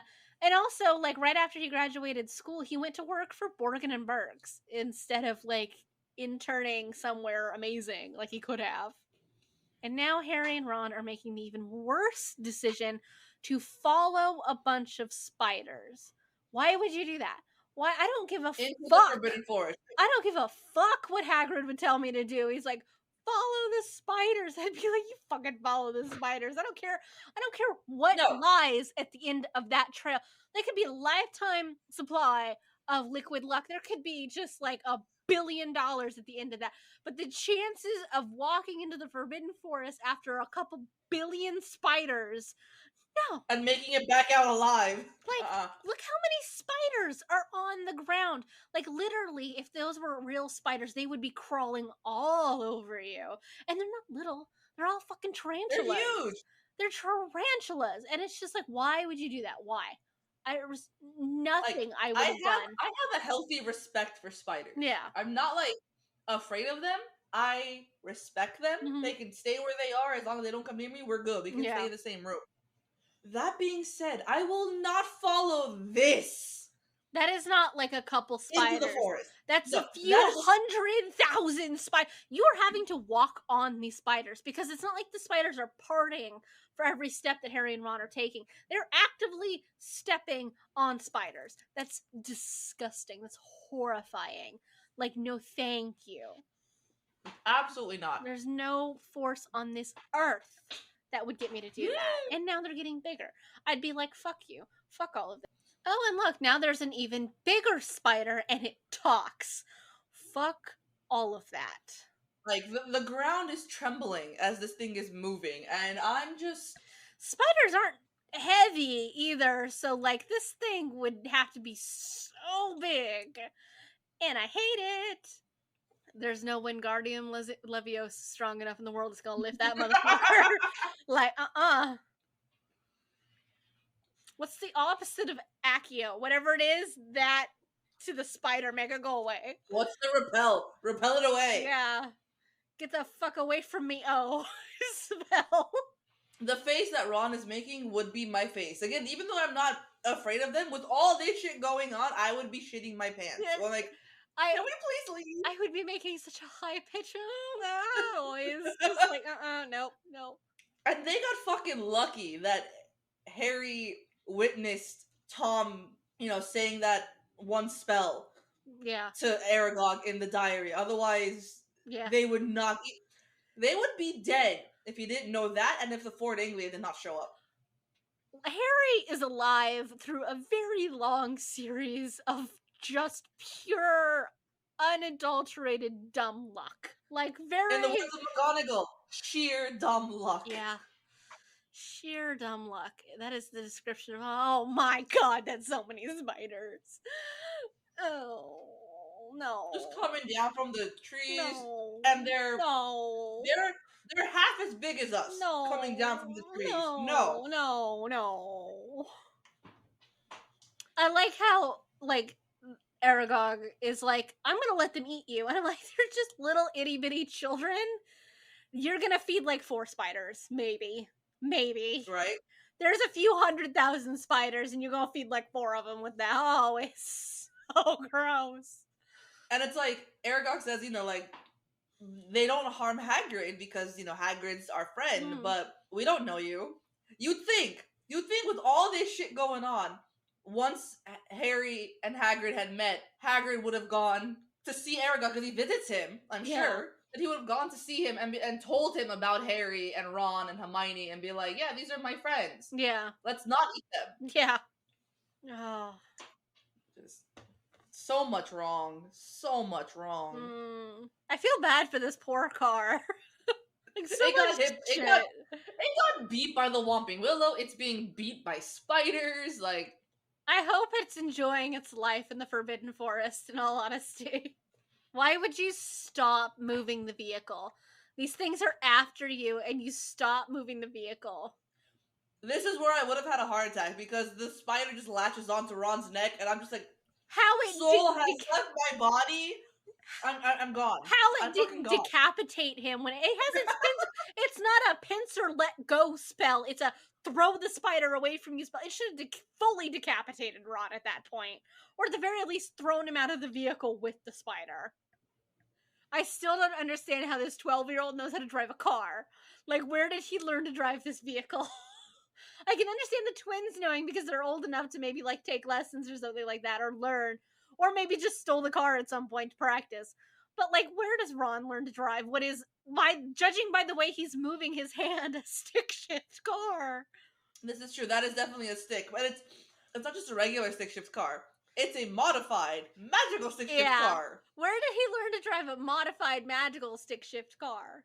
And they can know how to drive a car, but wizards don't know what the fuck a pin is. Like, let's be honest.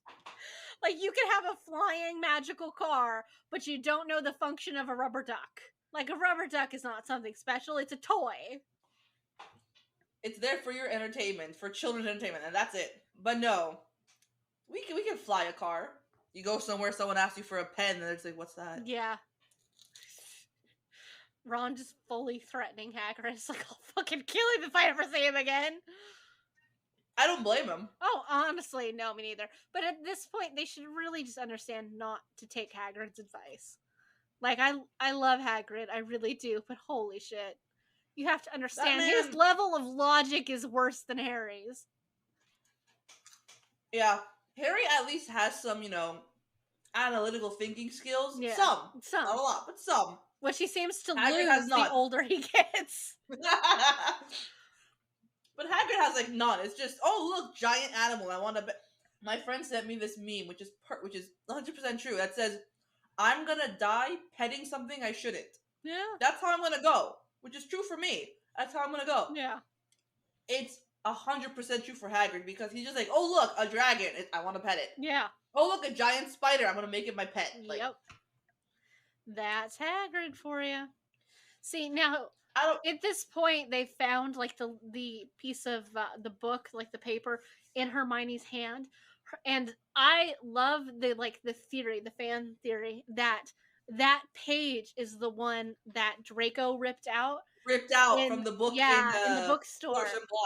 Yeah. Because they're like, Hermione would never rip a page out of a book. She's like, they're practically her religion. Like, they're sacred to her. And, like, she wouldn't rip a page out of a book. She might carry the whole book, but she wouldn't rip a page out of it. But we happen to see Draco ripping a page out of it in the beginning. And I love that. I love that theory. I do too. What I was going to say is, I love how the number of times they visited her, and they haven't found that. Yeah. But that goes along with your fan theory of, like, Draco, like, came by, stuffed it in her hand, and then walked away. I think for them to find it. I was thinking that he gave it to her, like he slipped it to her while she was still like, alive and conscious and everything, and that she had found it, or like, like he slipped it in like one of her like notebooks or something like that, and she found it and she was holding on to it. That's why she had the mirror, because she was looking around because she found it because of the. I feel like if that was the case, he wouldn't have found a chance to get near Hermione while she was conscious, which is why visiting her while she's petrified and stuffing that in her hand. I was thinking for Harry or Ron to find it makes for me that makes sense. Yeah, I was thinking that maybe like dead near her. Well, I was thinking maybe like when she's in the library and she's off grabbing books and she like leaves her stuff at the table. Okay. And because she grabbed the mirror, which I'm assuming because in the books she gets petrified with Penelope Clearwater. And I'm assuming the mirror was Penelope's mirror, and that's why they were sneaking around looking around corners. Because she probably found the note, like the page in her stuff, like Hermione did, and then that's right, found Penelope, and they were starting to look around corners because they now knew what it was. So that was okay. That makes more sense. That was my original thought. But look at Snape just can we please find Snape's or McGonagall's robes and just wear them, run around, wear them dramatically? Yes, absolutely. Yes. I would fully wear Snape's billowy robe. Like, if at some point I don't get to walk around wearing something that billows the way Snape does as I run down stone halls of a castle, there is no point in anything. A girl has been snatched. Why would Lockhart go around telling people he knew where to go into the Chamber of Secrets? Like, why would you Because say it's that? Lockhart. He's gonna be bragging about, I know where it is. How would you not piece together that, like, well, you know where the Chamber of Secrets is? Show us. Like, I have an issue with this, like, with this note on the wall versus McGonagall already knowing which student was taken. Is that this Why? note has just appeared on the wall. That's why all the teachers are running to go see it. And where it says her skeleton will lie in the chamber forever. You already know somebody's missing. So why is this note on the wall news to you? You already have a missing student on hand. You didn't do any counts. You didn't look for anybody. Nothing. You already knew walking up to this brand new note that Ginny was missing. Why? How? Did you do? And you haven't seen Ron or Harry either, so you have to assume they're missing if she did it like a head count that night. So, because that was mentioned in the books how like they did it, like all the students returned to the dormitories after classes, whatever. yeah. So they all did all the house heads did a head count of their students. Okay. That's how McGonagall would have known that Ginny was missing. Okay, so it just doesn't make any sense in the movie, not so much the book. No, but it makes sense in the book. Okay. Because it does say that they, like, the heads of houses did do a count to make sure that, all kids are where they need to be. Yeah. And when she realized that Ginny's missing, it's like, well, You know? put two and two together. Yeah, it's like, and it does say right there, her skeleton will lie in the chamber forever. So, I like how Gilderoy just fully gives up in the face of two 12-year-olds who pointing a one at. These kids know like 6 spells max, and he gives up immediately. Like, he doesn't try shit. He just immediately gives up. I love how they just walk up to a ghost and they're just like, "Hey, how'd you die?" Like, I'm pretty sure, like, if there's ghost etiquette, that's just at the top of the things you just don't do. So, but they don't seem to care. I mean, it's on the same lines of like asking nearly headless Nick of like why he's nearly headless. Yeah. Because when you ask him that, he just like in the books and even in the movie, he gets like this look of like offense where it's like just like maybe there's etiquette here you're not understanding. I forgot which movie it was. I think no, it was the 6th book where Harry and Ron attend nearly headless Nick's death day party. Is it that far into the series?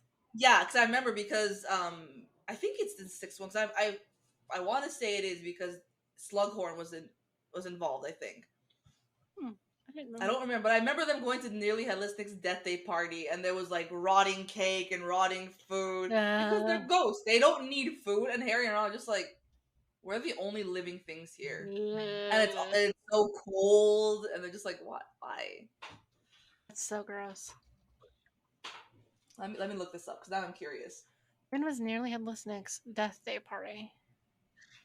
In Harry Potter and the Sorcerer's Stone, Harry, Ron, and Hermione all attend the death day party in honor of the 5. It was in the first one, Yeah. and I was like, "Oh, it's the 6th one. No, it's fine." I don't remember that at all.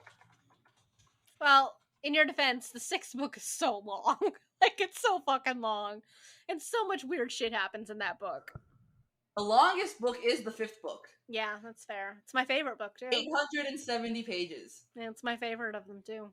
Just because of the amount of Sirius it has in it. I love Sirius. He's a terrible role model, but I love Sirius.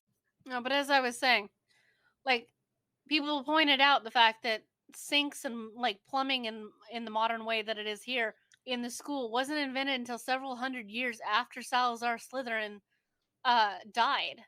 So who the hell put the Chamber of Secrets here? In the girls' bathroom? Yeah.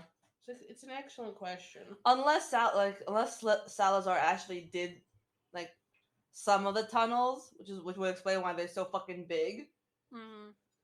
And then whenever it got more like evolved and more plumbing, they're just like, we're just gonna add to this and not question why it's already here. Right. Well, like, it means that one of Salazar Slytherin's descendants had to have made this, and it's just like, who did this? Because somebody who speaks Parseltongue would have had to, made the entrance part of it, and we have to be like, why did you put it in a girl's bathroom? I mean, granted, it might have been a girl who did it, but still a weird choice. Just Myrtle flirting with Harry since the You're day she welcome to meets him. share my stall. Doesn't that say romance to you? She didn't even say stall. She said toilet. You can I share my know. toilet. I'm trying to class it up. It could have only have been a student that made the entrance to this, because nothing short of a 16-year-old would have made a slide as the entrance in a slide that coming from a bathroom. Like, just nobody else would have made that. This is like blasted through with dynamite type shit. Like, Mm-hmm. Or more. this just shows the stupidity of Gilderoy. He goes to grab the broken wand that he knows is not going to function properly. True. But then again, this is a guy who got disarmed by a 12-year-old, so. And is threatening to murder 12-year-olds to get away. Also, Pretty very true. much. Honestly, Gilderoy, he doesn't have really any good ones, so it wouldn't be a bad thing. Right? Also, with that, how heavy, like how strongly he hit the rock, Mm-hmm. Yeah. that should have broken his spine. Oh, yeah. Oh, yeah. He hit that rock enough to cause a cave in. Like, that man should be dead. Don't you dare leave me on this side with this asshole. Just let him try and move some rocks while you're away with no magic. Right. I kind of wish they also put that part in the movie where they go see Gilderoy and St. Mungo's. I just think it's sad. It's just very like, sad, but I would have loved to see that. Tom Riddle, I saw you in a memory from 50, 60 years ago. Why do you look just so young? His crest. Mhm. He doesn't have the Slytherin one. He has the whole house crest. Which is weird. I don't know if that was the uniform 50 years ago. Like all the cloaks were just the Hogwarts one, but like Maybe. your ties and shit were your house stuff.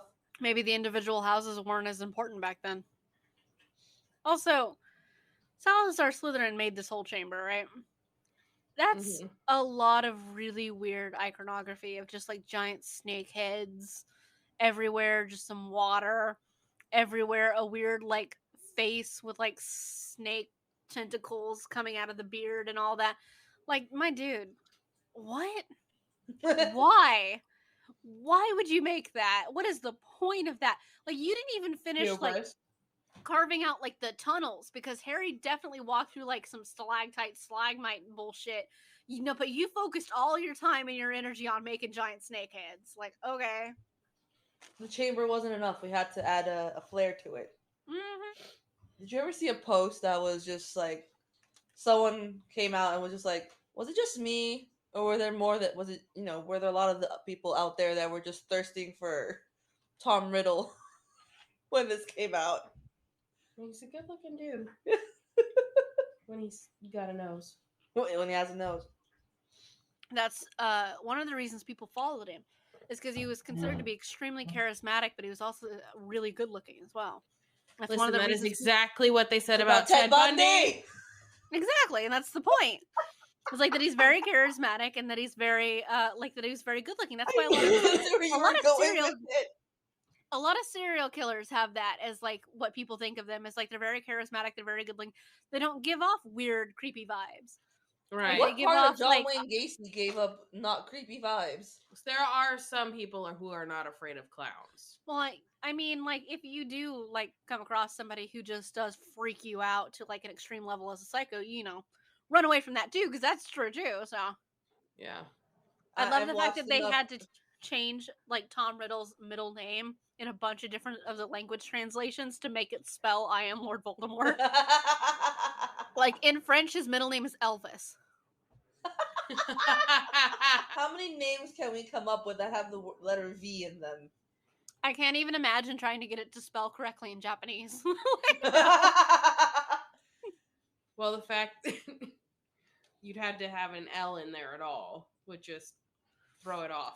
It's like Watashi wa Tom Riddle sama. Just be like, how do you get that? What kind of middle name you got going, man? Elvis. I'm gonna hold on to that and call him that from now on. Mm-hmm. You sent me this dodgy old hat. What is your problem? Why does the hat keep the sword of Gryffindor in it? Like, what the fuck? Even For the Tom's same looking at it reason- like, what? Tom was expecting like something like drastic, and then he's just looking at Harry like, really? They gave you a hat? A hat. A hat and a songbird. That's all you get. Even he's just kind of like, okay, wow, that's For the sad. same reason the entrance to your secret chamber is in a girl's bathroom. It just Mhm. none of it makes sense. And the snake lives inside the mouth. The thing that really, really gets me too is the fact that like Tom Riddle could have achieved so much. He was very popular. He was very smart. He knew a shit ton about magic. He was the heir of Slytherin. He could have had anything and everything he wanted. This man could have been Minister of Magic in 5 years after graduating if he wanted to. But instead, he decided what he wanted more than anything was to teach at Hogwarts. And then when Dumbledore wouldn't give it to him, he became like an active lunatic out in the world. I mean, Hitler didn't get to go to art school, and so look at his career path. So, Very true. It just goes to show that school fucks you up. Says the girl still in school. I should be an example of this. Like, How how fucking weird am I? Granted, I'm not Tom Riddle, but Jesus. You are not Tom Riddle, but if you had the means, you would come damn well close to world domination. I need a little more drive. I'm a procrastinator. And if, like, look, the universe gave me procrastination and anxiety so that I couldn't take over the world. Because if I was fully, like, of a peak positive mental health, man, shit. It had to cripple you somehow. I would have taken over galaxies. Like, fuck that. But instead, I spend my time reading Harry Potter fan fiction. So the universe should be happy. Am I the only one that always feels bad for the monsters that are like totally being used by the bad guys? Like, like this it's snake just has living been in its life. Yeah. It's just living. It was no problem before this movie, before Voldemort started like fucking with it. It was just Like, happy in the The tunnels. snake has been trapped in this chamber for 1,000 years. That's just a shitty way to live. Yes. It's Briaxis. Can I just have a window?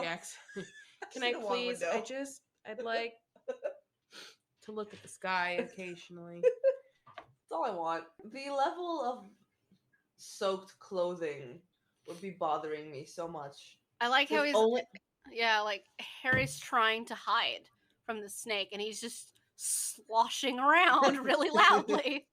It's also like, the way he's like interacting with everything, his pants would be soaked to mid shin, knees down, up until the elbows would be wet, and everything else would be dry, and I'd be like, this is not, no. Well, I would have lost the robe a long time ago. Yeah, same. Like, if you're trying to sneak around, like, my dude. Well, ditch I the wouldn't have robe. run into the puddle either, but clang, clang, clang, clang, clang, clang. Why can the snake find me? I like how instead of hiding, he just tries to get, like, actual Close. eye level with it. You idiot. Like, there is so much possibility of falling, of losing that thing, and now you're only stuck at that one spot up top. Like, it's sheer dumb luck that he didn't just fall to his death without the snake doing anything. Okay, the swiping is not working. New swiping, tactic. No swiping. Exactly. This poor thing. I just wanted to eat. Like, that snake did not deserve that. Like, I don't feel bad so much for anybody else in this movie except for the snake. It was just trying to live its existence. I don't even feel that bad for Ginny Weasley, who, in the first moment of writing in the diary that then wrote back to her, continued just to voluntarily write in a diary. And I'm like, even at 11 years old, you should have the common sense of knowing that's weird. Yeah. Also, it's not yours. One, it has somebody's name stamped into it, and two, it just appeared in your shit. But you were there when you guys checked out and bought all the books. They didn't just randomly add a journal with somebody else's name on it to your shit when you guys were buying stuff. Mm-hmm. First, he lost all the bones in his arm, and now the same arm got pierced via a basilisk fang. Funny, you needed that silly little girl to do anything, but okay. I'm pretty sure. I wonder if it was ever mentioned in the books, but like, did we ever figure out how anyone got the notebook itself, the journal? Because like Yeah, I'm pretty Lucius sure. Malfoy gave it to Jenny. Yeah, no, I know that, but how did Lucius get it? Because I'm pretty sure Tom had left that journal in the room of requirement. No, the journal was, along with the other Horcruxes, were left to like prime members of his followers. Oh. So the Malfoys were left the diary, the Blacks were left the locket, and things like that. They were distributed among his most loyal followers. Gotcha. That's right, because Bellatrix, the Strange Vault had the cup. Yeah. Ginny's like, what the fuck just happened? Mm-hmm. Oh, Jenny, what gave you the first clue that he was hurt? All of the blood or the giant rip in his shirt? Well, look, there's a convenient plot point from earlier. A phoenix. Harry is always just so chill with the fact that he's gonna die because his life just sucks. He really has He's nothing ready to live go. for. He's just like, let's go. Had enough. Honestly. It's like people have been trying to kill me for years. Like, just get it over with. Like at this point, it's only the second year, and he's just like, you know what? Cool. Don't have to go back to the Dursleys. Damn it. Phoenix tears have healing powers.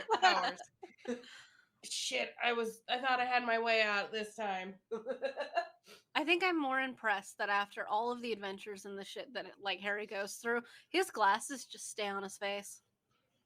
Like as an as an active glasses wearing person throughout the day, like they slip down my face a lot, but that boy's Mhm. glasses do not move. How does this one bird carry 4 people? Where is It's this magic, hole? honey. Where is this hole? Like you're telling me that this is somewhere in the Hogwarts grounds and nobody has happened to walk by it, look down, and saw a giant like stone Cavern. head somewhere? Like, are you kidding? Yes, Dumbledore, award the you children. continuously award these students for risking their lives over and for doing your job over and over again. This is like, here, I'm going to bribe you with an award from the school so that you keep your fucking mouth shut should the Ministry of Magic ever come asking. Well, yeah, it was dangerous, but I got an award for it. Dumbledore gave me an award. Mm-hmm. This outfit that Dumbledore's wearing looks very much like the back of the first book. Like the It belt and does. everything, yeah. Is the beard in the belt? Mm. Yeah, I just Oh, almost you- died by snake monster. You think something's troubling me, Dumbledore? I wonder what it could be. Come on, Dummy Dykes, use that brain. Like, That's Dumbledore not an really, answer. really hinting early on. He's like, I think you're a Horcrux, Harry. There Like, Voldemort can speak parcel tongue, but you can also speak parcel tongue. Isn't that kind of is weird? no But you familiar can relation speak it. between the two of you. Like, you can speak it because he can speak it. And I, at that point, I'd question, like, what does that mean? How does that work? Are we soulmates and our souls are intertwined? Like, what are you telling me? It's like, but I hate to break it to you, Harry, but you're not good looking or charismatic. And that was Voldemort's selling point. You really just think that Dumbledore would have been way more cautious with Harry, knowing what he does about Voldemort and like Voldemort's upbringing. Because Dumbledore's like, yeah, you guys are very similar. You have a lot of very common similarities. Like, okay, well, maybe you should have let him grow up in a loving and, caring Environment? household. Yeah, and it would have been fine. Also, And not Bully neglectful. doesn't clean off the blood off the sword, and Harry grabs it sword part first. I know. He doesn't even grab it via the hilt. He's just like, nah, man, I'm just gonna stab myself with it. It's fine. Hi, Lucius. I'll deal with you later. There was a part like in this scene, like after this, where like they're walking out and like he kicks Dobby. Lucius actually he came up with that idea that like after he did it, like he pretended to kick Dobby because it's all CGI. Mm-hmm. Someone was like, "You want to retake that? I think you tripped." He's like, "No, I kicked Dobby." Maybe he did trip, and he's just like, yeah, I kicked him. No, he said that. He's like, "Yeah, I'm gonna do this, but not tell anybody." He's like, Oh, "Yeah, I think you tripped." Like, no, I kicked the elf. It's sad that I believe Lucius Malfoy actually genuinely cares about the welfare of these students more than Dumbledore does. Some of the students, Some not of all he cares of them. about the. He gives you know, a shit about the livelihood of- Slytherins. Like, I'll say that. He cares about whether these Slytherins live or die, and you know what? That's way more than Dumbledore does, so... Yeah. Because I gotta say, like, Lucius Malfoy pops up at this school to, like, deal with infractions against safety a lot. Particularly against his own child, but that's still more than any other parent, apparently. Literally the only parent that shows up to the school. Like you said, Susan Bones. Her mom is what in she's in the ministry or aunt. something. Her aunt. Her aunt like- is the head of the Aurors. There you go. It's like, and she can't like step in. Nope. Her aunt is her legal guardian because her parents are dead. I wonder by who. At this point, I'm gonna go with Dumby Dykes. By sheer neglect. Which, Okay. But like, okay, I feel like Dumbledore is just grasping at straws. He's just desperate at this point because who honestly would take a position when you've had the previous 50 people who've had this position didn't last a year? like that's what I was saying. Like we had Lupin. Lupin was great. He loved the position. And the students loved him, but like all the parents had a big concern after finding out that a werewolf was going to be teaching their kids. Like he was teaching your kids for all of 9 To be months and then fair, happened to their kids. He Right. left You're before the fine. letters started coming in. He just assumed that, like, hey, Yeah. people weren't gonna like him. But He like, was they right. never actually say that people sent in letters about that. It's just like, and also, who told people that he was a werewolf? Like, who told people? I'm pretty sure Lucius mean, found out somehow. Chief Karen. Probably. Karen. But like, I don't know if he would have known that like beforehand. But I feel like because they have to be a part of a registry and like record themselves with the ministry that they're werewolves. So it's probably just common knowledge that he's a werewolf. So you'd like to think people just going in knew, hey, no, he's a werewolf. So, but that would require again common sense. Again, yeah. Dumbledore helped keep it a secret during Lupin's school years. Like, hey, I built you a It's house. just like, hey, you can have this place Off called the property. Shrieking Shack. It's just like, here you go. Oh, and I'm gonna put a giant fucking tree that A murder beats tree. anything that comes near Just it. like, but it won't really matter because your best friend Sirius will just try to murder one of your classmates, but later with using you as a murder weapon. So have fun. It's a joy. Dumbly Dyke is just at the heart of every single Everything problem. goes back to him and his poor decision-making skills. It's not a surprise. This man, it Like- was a pure blood supremacist for a while. So like, it's just kind of like, okay.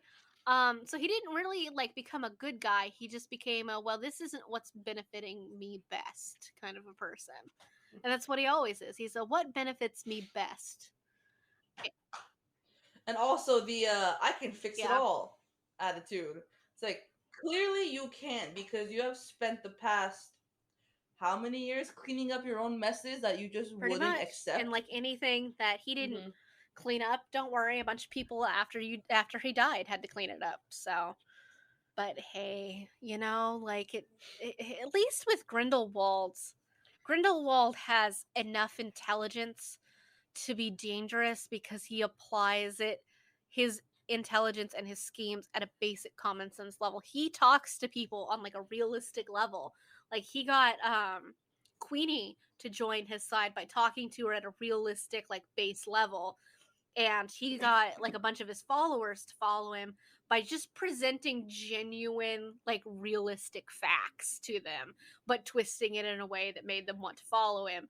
And like that's far more dangerous than Dumbledore's manipulations, because Dumbledore with his manipulations has to keep like pulling little strings all the time to get people to do what he wants. Grindelwald's people just followed him because they genuinely agreed with the shit that came out of his face. And it's just like, there's nothing more dangerous than true. getting people to believe you of their own volition, especially when you're presenting them with facts. Even if they're twisted like in a way that like makes it like fit better with what you want, if you're presenting them with facts, they're not going to find factual contradictory information. And that's way more dangerous than anything Dumbledore does. You wanna know what's funny? You said the name Queenie for Grindelwald, and my mind went in a different direction and imagined a different Queenie. And I was like, when did those two meet? Because my mind went to American Horror Story Coven. I'm like, Queenie. That's the name of the sister, Like- right? From yeah. I can't remember the other chick's name, and I'm like, I'm pretty sure the one that joins him is Queenie. Tina. Yeah, Tina. Yeah, I forget because she Tina. wasn't in the second one. I No, hate those completely movies. agree with Sorry. you because So the do I. American Wizarding World is jack, and it is honestly one of the worst made like lores and worlds in any fantasy novel that I've ever read. But also, just between J.K. Rowling and the shit they did to Johnny Depp, not really interested in watching any of them. So Bingo. So yeah, Mhm. not no offense to the other actors who play in the movie because it's not their fault, but Oh, yeah, no problems No. with them. I've had an issue with the American Wizarding World for a very long time because the only representation in it is British, and there's If they had just turned, like, if they had just made like a series of like just following Yeah. Newt Scamander around, finding different animals, like creatures, I would have probably liked that Like- 100% more. Mhm. Because like, Instead of the whole thing with and Grindelwald. Credence and yeah, Like, with Credence the and American the Wizarding World very much comes across as a British person who wrote it on their assumptions of what America is like, based on never actually having read or been to the United States. Like, it comes across solely as a colonizer like situation. Like, it doesn't reference Native American Uh-huh. almost anything, despite the fact that they were here like long before the descendant of Salazar Slytherin made their way over here. And like, it doesn't actually relate to anything about the United States. There's only one, according to J.K. Rowling, though, there's only like 5 or 7 wizarding schools in the entire world, which just doesn't make any fucking sense because the population statistics do not equate for that. Also, every country should have at least one school of its own because each country has its own culture and its own system of magic. Right. But no, it's Also, how are you like if you have like one for like if you have one school for like Eastern Europe, like so many countries speak different languages. especially How are you in gonna Europe. manage Like, that? Jesus. Well, and then like Beauxbatons and whatever the other one is, Durmstrang. Those are gender specific. So Yeah. where do Those the little are French only gender wizards specific go? in the movies. And Those are gender inclusive in the books. oh, okay. Because at some point they do prove that by saying the Yeah. Beauxbaton's boy at one point. So, no, it was just the movies that Oh, decided to yeah. be super fucking sexist and make Beauxbatons the pretty nice little French school all girls and the hardcore like Drumstring school all boys. So you can thank the director for being a sexist. So, yeah. Excellent. Because that always bothered me. I'm like, well, it seems like we're not serving a very large Yeah. part of the population here. Yes. But thank you for clearing like, that well, up. look at Ugh. the Japanese wizarding school and the way they talk about it is that the Japanese like students over there have wands, but they mostly choose not to use them because they have other like mediums for magic. And I'm just like, okay, what are those? And how does that work? And are you going to incorporate any of the lore for Japan in it? No, none of that. Great. That's I remember you asking me a question like that a while ago, where like if if magic was real and like I traced my roots back to like a old Armenian Mhm. magical family. She's like, what kind of magical qualities? Like, how would we be using Tea. magic? And I'm like, I'm Yeah. pretty sure it'd be a lot of herbs. Like we'd be like cottage witches, Mhm. herbs, tea, coffee, like all that Yeah. stuff. Lots of gardens, lots of plants. And Lots of like healing. Mhm. every culture would have something different because like I can see the British like using wands and things like that, and you could Like I feel like for us it would be more like the Grisha, just like all this yeah, energy that we like would Mhm. I can't mold see and most use. cultures, even European cultures, using wands. Like it's not a fully European thing to use a wand. Like that wouldn't make any sense. Like I imagine like some of the Asian cultures would use like different types of like talismans and things like that. But so would the Native American cultures, they would probably make them out Mhm. of wood and stuff like that, or like pieces of like animals and stuff like that. Yeah. Totems and whatnot, Like yeah. Yeah. but the way Yeah, J.K. Rowling definitely. makes the wizarding world, like the Tobacco, way J.K. even. Yeah. Rowling makes the wizarding world is from an extremely British perspective. In the way that like well, the American wizarding world does not have Native American shit in it. Like the only Native American stuff that she puts into any of it are like the animals for the houses and like that's it. Like there's the Thunderbird and all that, and Yeah. but even that doesn't go into any Yeah. detail. Like she doesn't use any. And they show them in like the desert, and it's like the Thunderbird is Yeah, Pacific and like they Northwest. don't add any of that in there. There's none of that lore in it, and it's Mm-mm. really frustrating because it's just kind of like not only are you Oh, yeah. dismissing like the entirety of like a lore of people who were here long before these colonizers were Mhm. here, but you're also just ignoring the actual current existing culture in the United States of a country that is so many times bigger than Britain, and how many different schools there are, and how many different like sub areas in the United States that there are that would require their own wizarding school. Like you would have to have a wizarding school the size of like the largest college campus in the United States to fit statistically how many wizards there would be. And like that would just wouldn't make it. You couldn't physically hide that from like no matter how good your charms are, you couldn't physically hide that. But at the same time, why would you want to equate the entirety of the culture of the United States into one wizarding school? You also based it a lot of the wizarding culture in the United States around the Salem witch trials. No Yeah. no people in the United States were burned at the stake for being witches. You want to know something Correct. funny? Not funny, but like more like the this is more about just roasting J.K. Rowling. So in the second book, I took a picture of this when they're confronting Yeah. Lockhart for running away, right? Mm-hmm.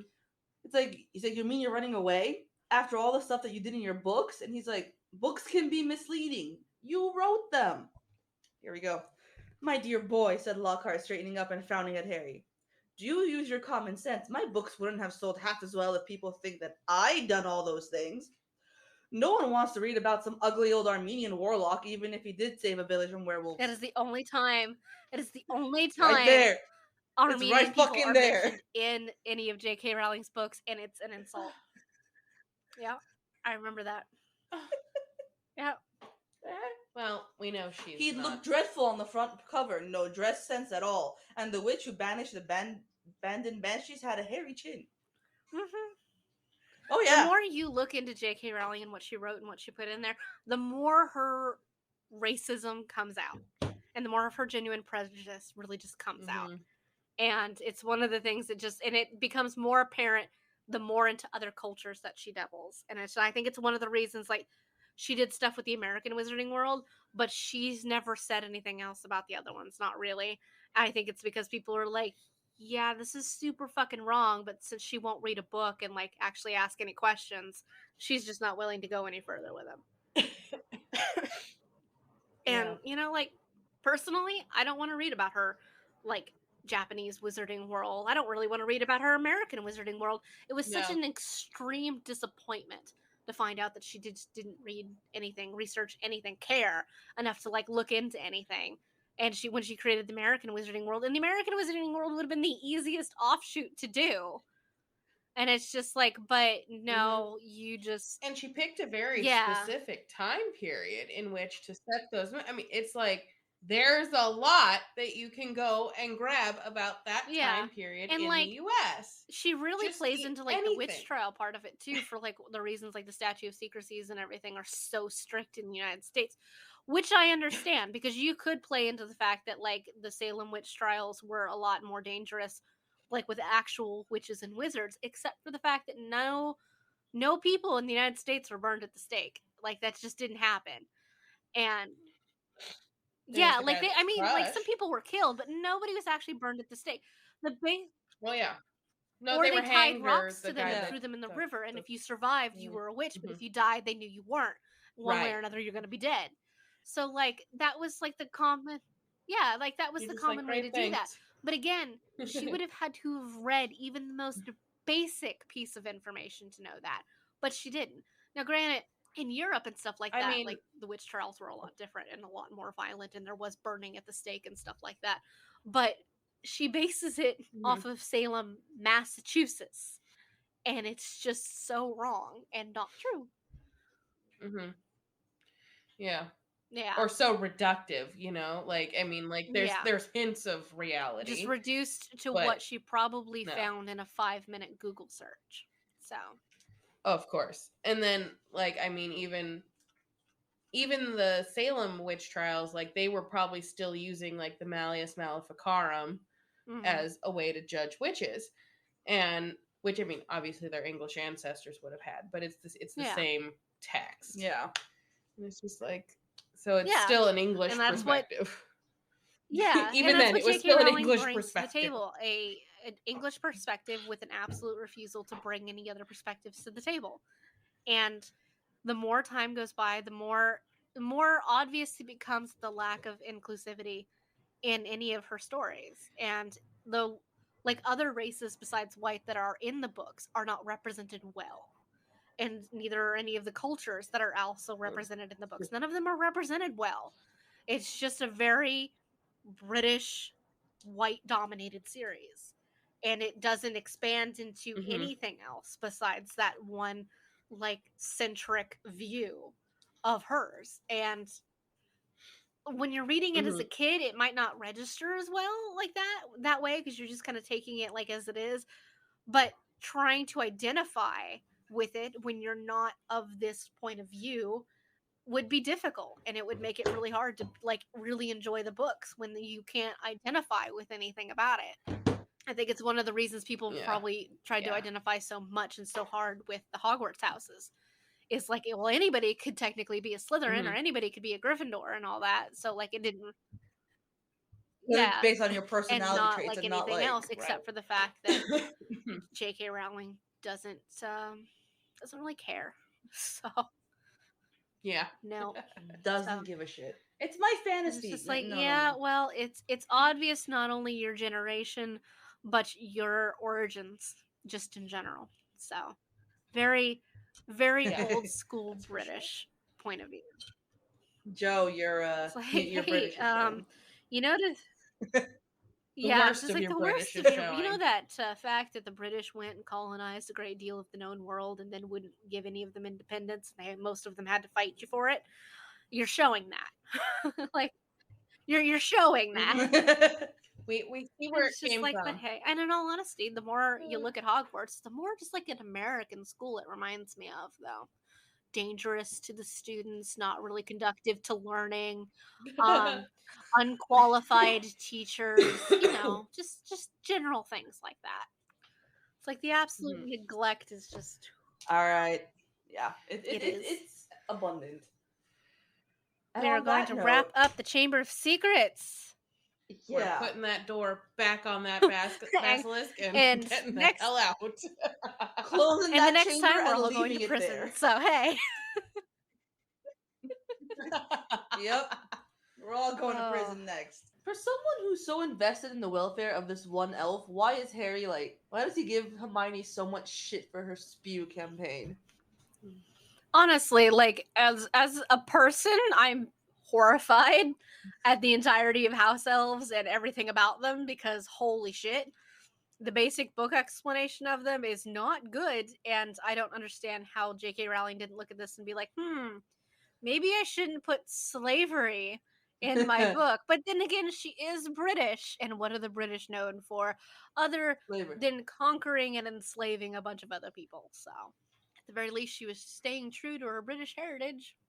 Like, technically, she's Scottish, and the Scots hate the English, but still. Is she Scottish? She's Really? Scottish. I do like the fan theory about like why house elves exist like in servitude, and it's the fact that their magic is sustained like is naturally like very unstable. So they tie themselves to a magical household, which stabilizes their magic and allows them to use their magic as they will.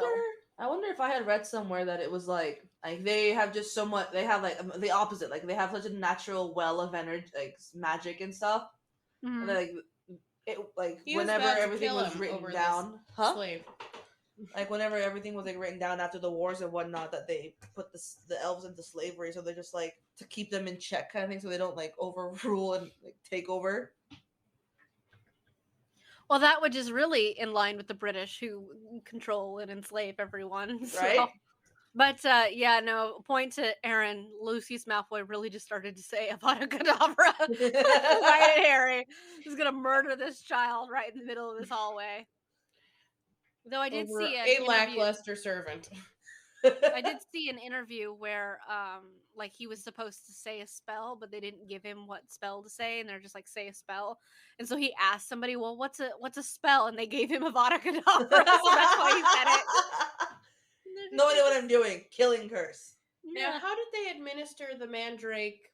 To the dead person? Yes. I don't know. I'm assuming, like, my thought was always it's a paste that they slap in your face. So.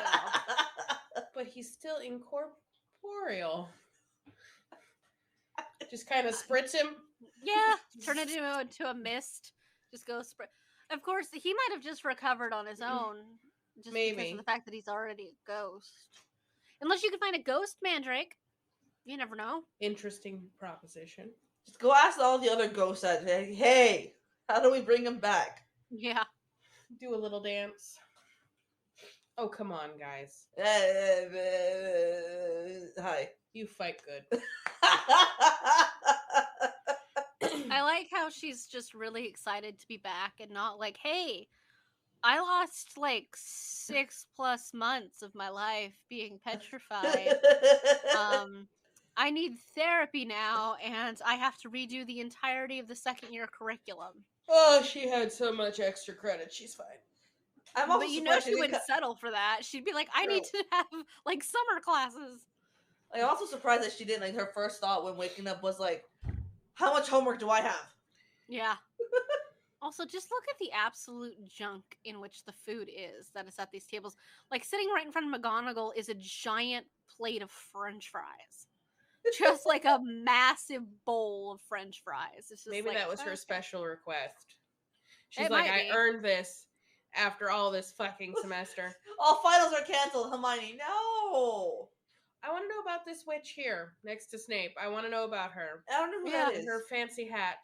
Like, it's not Trelawney. Though I guess she would have been teaching at the school at that time. Yeah, Trelawney had been there for Because like... she lived there, right? Yeah, Trelawney lived Yeah. there. She's been there since she made the, since not too long after she made the prophecy about Harry. Yeah, that Dumbledore's like, I need you under my roof. But there's a couple of, like, wizards up there that I don't recognize. Look at that just giant bowl of peas. Like, it's a bowl of just, like, unflavored, like, seasoned just peas. It's just, like, great. Corn, That's what every kid peas, wants. French fries, chicken wings. Yeah, I guess, chicken are those wings did not- mushrooms? Maybe. Wouldn't surprise me. Roasted chicken as opposed to like fried. Like, it doesn't, This none of big it looks like it bowl. has any seasoning on it whatsoever. Yep, just a big bowl of peas. Yep. And Really drumsticks. just the worst looking chicken wings, like, possible. And now everyone's having a blast.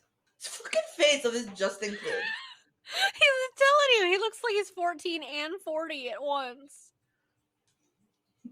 Hagrid's like, okay. Well, it's about time people were nice to Hagrid. And then they turn around next semester and are just awful. And it's like, I don't want to take this class. Mm-hmm.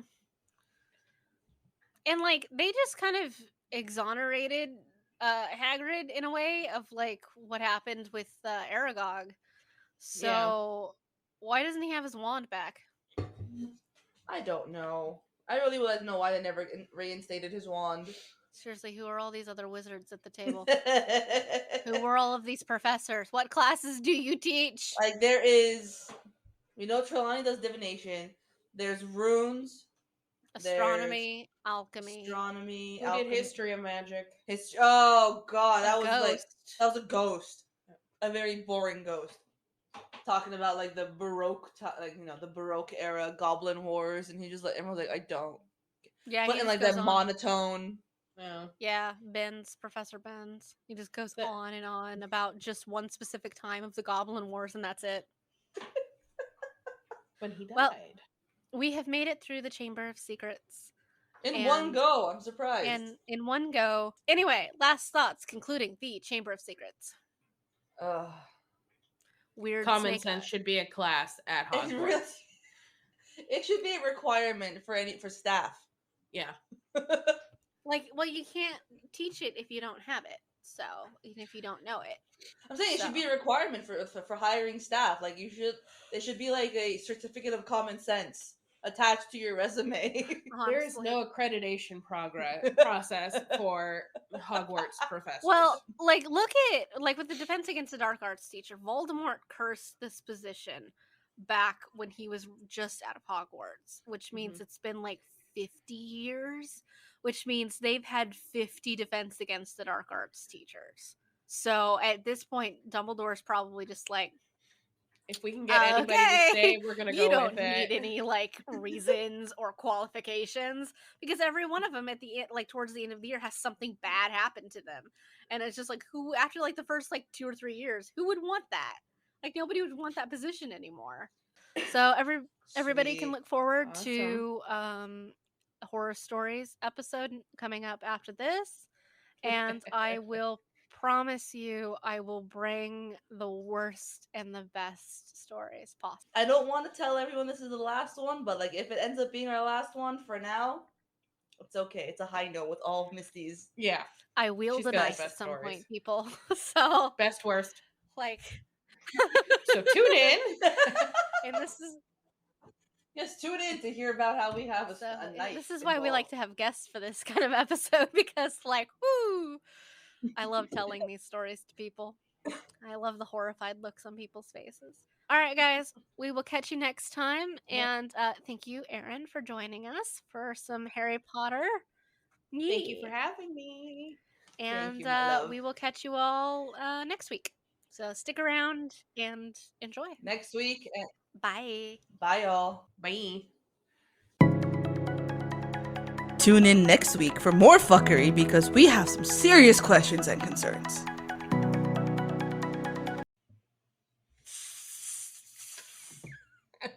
I wish I had a.